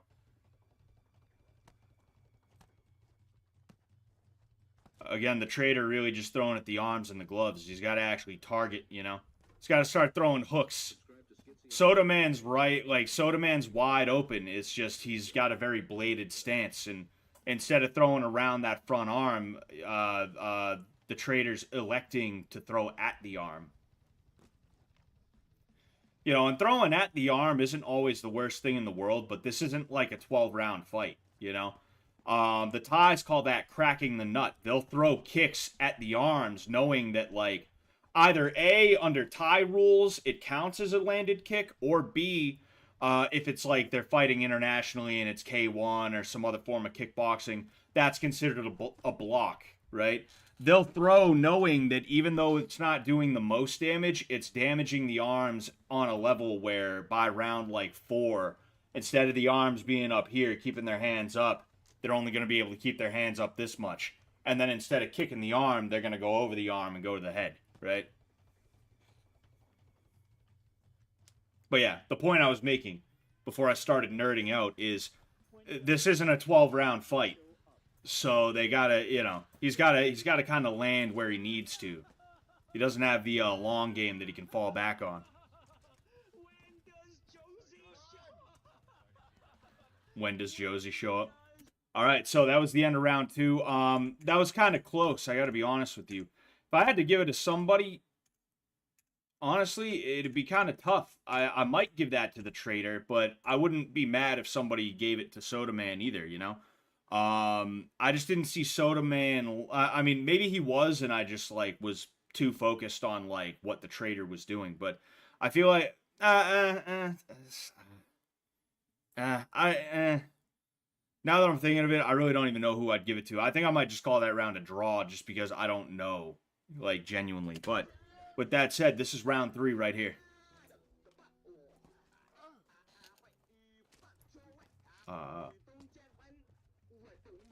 Scott, have you ever seen Benny the Jet fighting those 2 Thai dudes? I've seen some of Benny Urquidez's fights, but I don't know if I've seen those ones. I probably have. It's been years since I looked into that guy. I think they're working on like a movie about his life or something like that, which is pretty cool, or a documentary.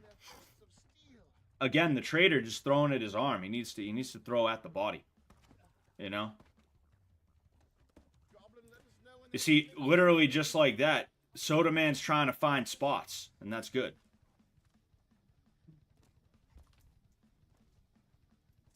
Thanks for doing these fight breakdowns. Hey, no problem, man. I'm happy to do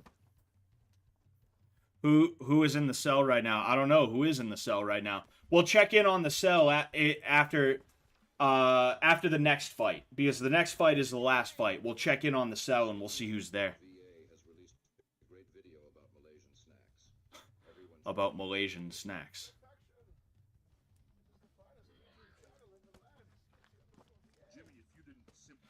And you see now, excuse me. Now, we're just friends. I was saying now Soda Man is kind of just punching at the arms. I don't think he's targeting the arms specifically. He's just not looking for the, spots he should be looking for, you know?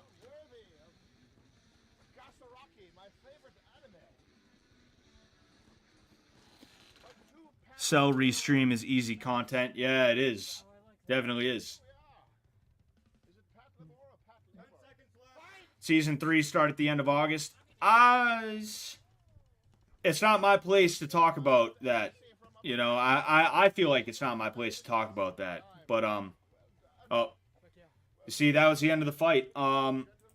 You know, I'm just going to call that one a draw because, like I said, these guys were going so light that it's like, it's kind of hard to really say. If you put a gun to my head and say pick one person, I'd say it was Soda Man, though, because he was picking shots.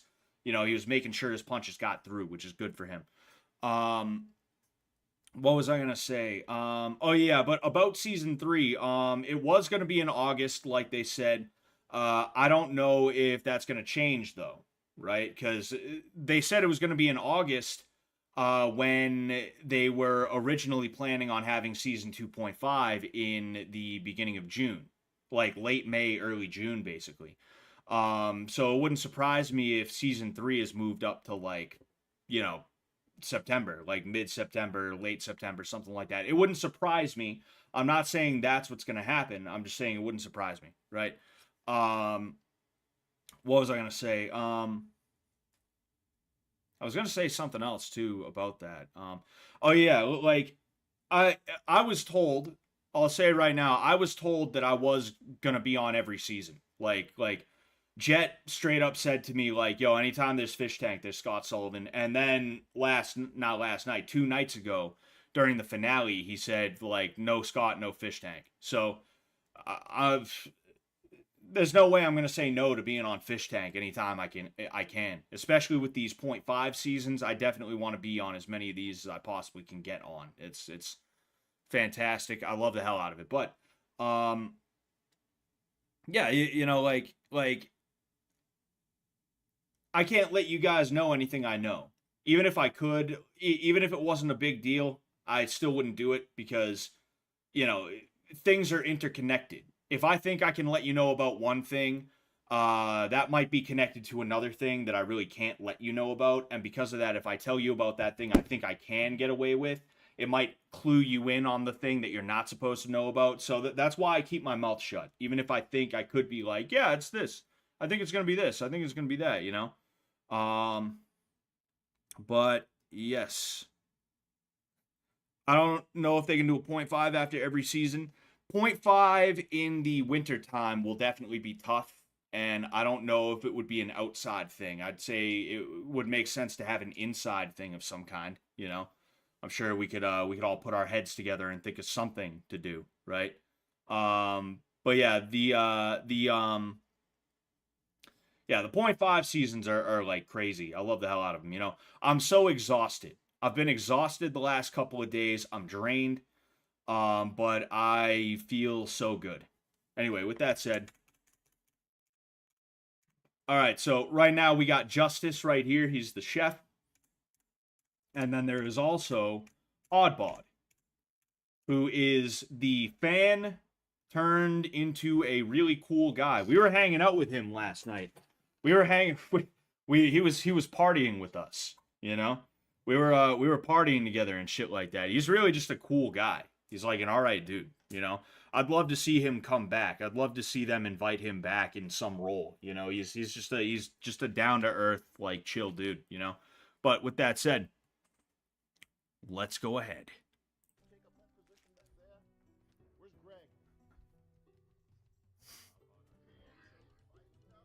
Who was your favorite on 2.5? Hold on. When you say who was my favorite, do you mean favorite fish? I don't have a favorite fish. Favorite NPCs it'd basically be a 4-way tie between what is pretty much everybody's favorite, which is me, and then me, and then me, and then the last one would have to be Trish. No, but like I think the 4 best NPCs would be what's it called? Brian, Xavier, and then Blacksmith and Blacksmith's wife. Like, hands down, easy, like, absolutely positively no problem, no question, you know. They were too good. They were all so good. You know, it was crazy how good they are.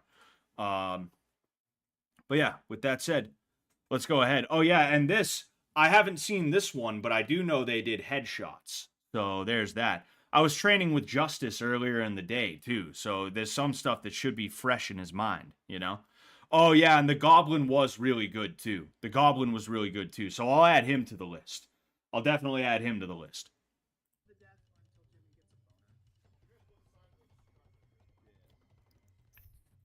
All right.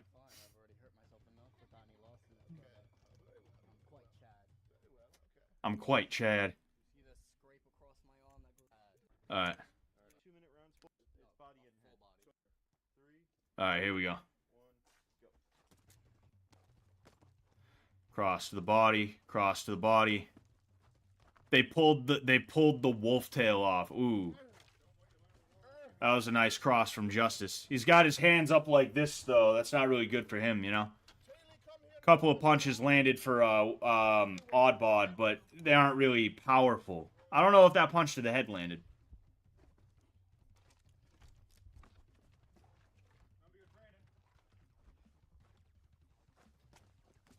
Ooh, he tried to fake and then go for like a right hook. Like a jab right hook hybrid. That was interesting. Ooh, that was a glancing hook, but glancing hooks will hurt when you hit someone like right across here, you know? Justice landed one.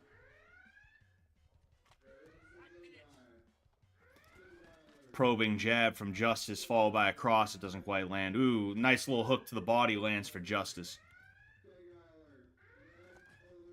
Cross to the body from Justice. A weird little wind-up jab to the body from Oddbod. Ooh, yeah, he ended up getting caught. He kind of got intercepted in the middle of his own punch, you know? We got 30 seconds in the round. I think that was the one that I saw. I saw one punch that landed in this fight. It was a clip on Twitter. And, you know, I think that was it right there.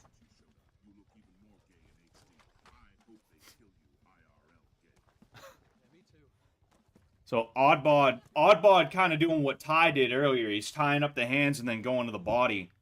You know, but the thing is, he's not. I think Creature just puked again.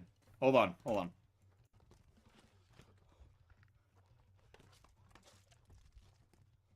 There was a weird noise there. It sounded like water hitting the ground, but yeah, but yeah, like he's not throwing enough power into the body shot. Not that those body shots are like guaranteed gonna floor Justice or anything like that, but if you're gonna do that schoolyard bullshit, you might as well make it count, you know? And we got Jimmy with the cig and the water in his hand.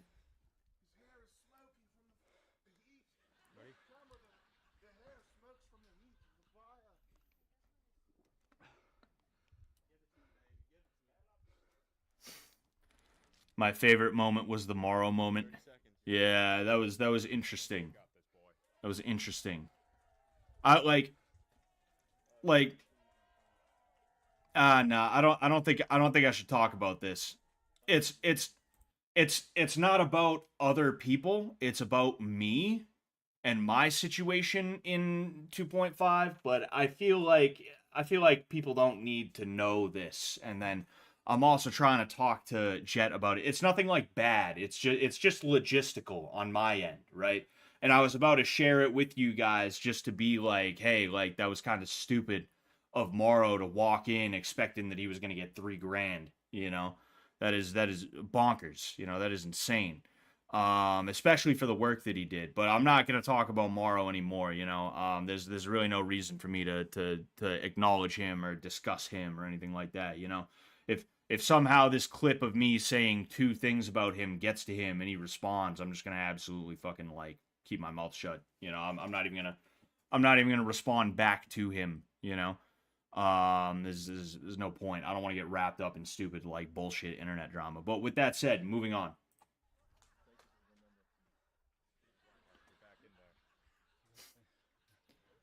That fake blood on the suit. All right. Oh, hold on. He said 5 seconds, so I'll just let the 5 seconds run.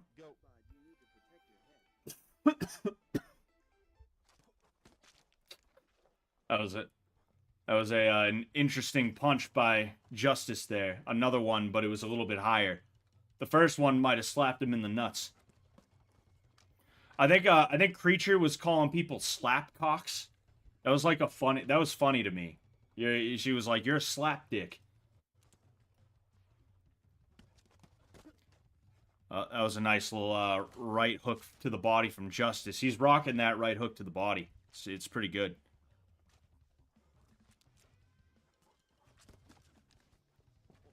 Oh, they're square dancing right now. Fucking square dancing. Justice coming in with some pawing jabs, and then he gives him a nice pat on the booty. Got Vance trying to keep him away from the wall. They got a minute. I believe that's round 3 right now. I could be wrong. I keep losing track of the rounds. If I had to give any rounds thus far to anybody, it would be Justice because he's landing more punches, you know? And the punches are doing damage. Oh. Battle.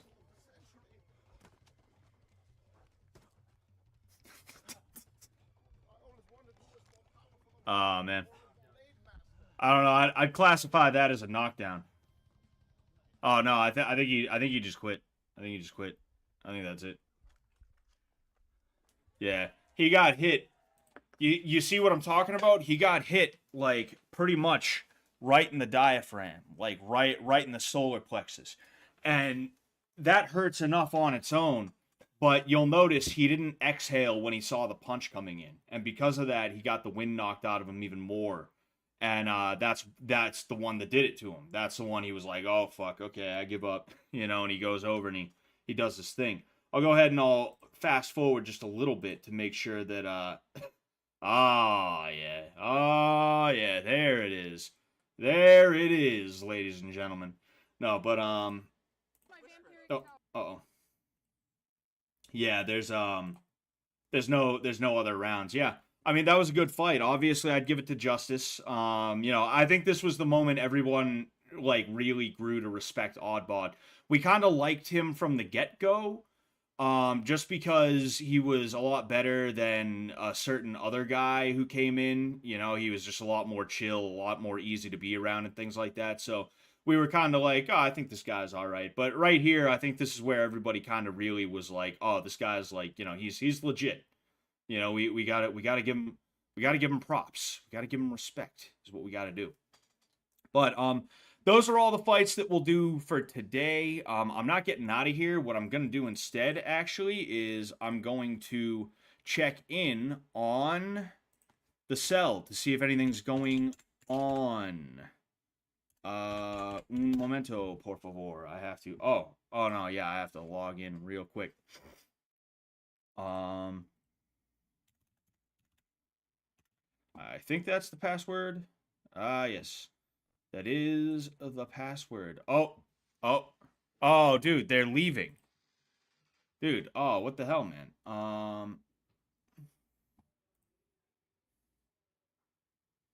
no, wait, you know what? Nah, because I don't want to just do full screen. That was fucking Sully. Sully was in there, and he just dipped out. What are you guys doing? What are you guys doing over there?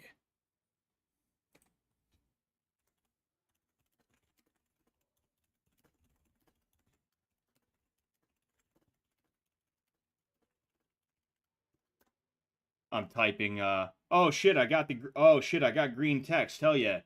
Thank you, Wes.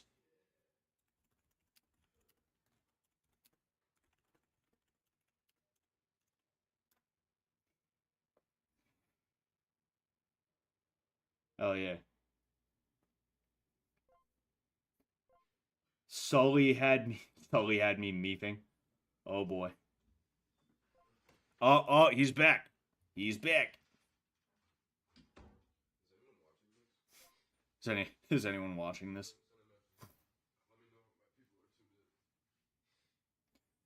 I got Scott's YouTube on one tab, switching back and forth here and there. I'm reading the Fishtank chat right now. Thank you guys. Thank you so much. Oh yeah, you know what? Should there we go. That's a little bit better. Anyone else watch Fishtank on mobile? The cell cam doesn't work for me. Yeah, the mobile site is a little bit weird sometimes. You know, I have some issues with it too. You know, it is what it is. You know, I'm sure obviously they're gonna try and fix that. They're not just gonna leave it, but you know, it can be tough. It can be really tough, you know. There we go. That's pretty sick. Yeah, Sully's really talented, you know. Lil Majok is in a cell. I think they're calling Sully Lil Majok, which is weird. I was so psyched. Garble said I was so psyched when Jet said there's no fish tank without Scott. I appreciate that, guys. Thank you so much. You know, I should read my own chat as well. Scott, this is what we heard while you all were fighting. That was the that was a song you heard while everybody was fighting. Give us a little Majok theme song. No. Oh, they're calling him Lil Majok. Damn, now I realize how much lag the stream has for me. Why is one of the streams lagging?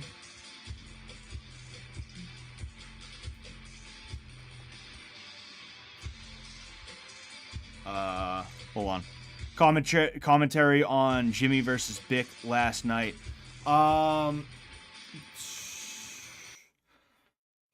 really wasn't paying attention. If you didn't notice, I was kind of halfway in the bag. In fact, I'd say I was like 3/4 of the way in the bag. So I wasn't really paying attention. You know, what I did see though was it was really Bick just trying to get Jimmy to take out some frustration. I think that's really what it was. I don't think Bick was like trying to murk Jimmy or anything like that. But again, I was drunk last night, so you know, it's that is what it is. That is what it is. Anyway, sorry, somebody pinged me in the chat, and I'm reading their shit. But excuse me. What was I gonna say? Oh yeah, like I can watch it if somebody sends it to me. I'm not gonna watch it tonight. I'll do a video on it probably, you know, tomorrow or the next day or something like that. I have to get back on the I gotta get back on the horse, you know? Absolutely everything stopped for me. Like when Fishtank came around, I didn't see my wife for more than like a couple hours at a time for 2 weeks, you know, just as an example. So I'm like, fuck, I gotta get back into the swing of like actually living my life as it is. You know, there's plans for the cell. I don't know if it's been explained. I don't know what's going on with it and stuff like that. You know, but like, you know, depending on how things go, you'll see me. You'll see me. I'll be there. But yeah, you know, we'll see. We'll see what's going on. Somebody told me to send a TTS. I don't know how much the TTSs are right now. Oh, geez, the TTSs are mad cheap right now. I'm gonna go ahead. I'm not gonna like demand, or well, you know, of course I would never demand. I'm not gonna ask for it. But I would absolutely positively love to have a voice at some point. I'm not even saying next season. I'm saying one of the seasons. I would love to have it's a vampire. We're gonna test that one out. But I would absolutely positively love to see like my own voice used. That would be so great, you know. That'd be an honor to me. I am an evil vampire. I want to suck your blood. I smell fish blood. Mwahaha.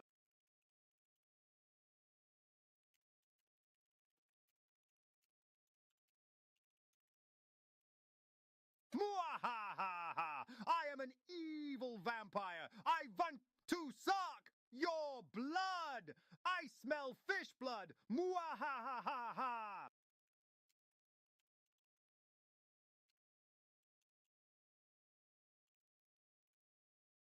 All right, let's go ahead. Yes. Hold on. On the last day, I'm pretty sure. Oh, hell yeah. Hold on. I'm an evil vampire. I vant to suck your cock. I smell fish cock. Damn. That didn't happen the way I expected it to. Sully's just unfazed. He's just like, huh? Oh yeah, okay, whatever.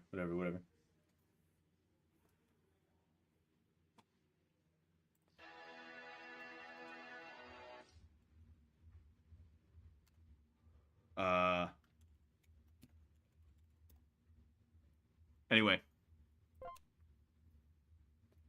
You get free. Somebody asked me if I get free TTSs. No, I don't ask them for coins and shit like that. Anyway, with that said though, it's about time for me to get out of here. You know, it's we streamed for 2.5 hours. I think it was pretty good.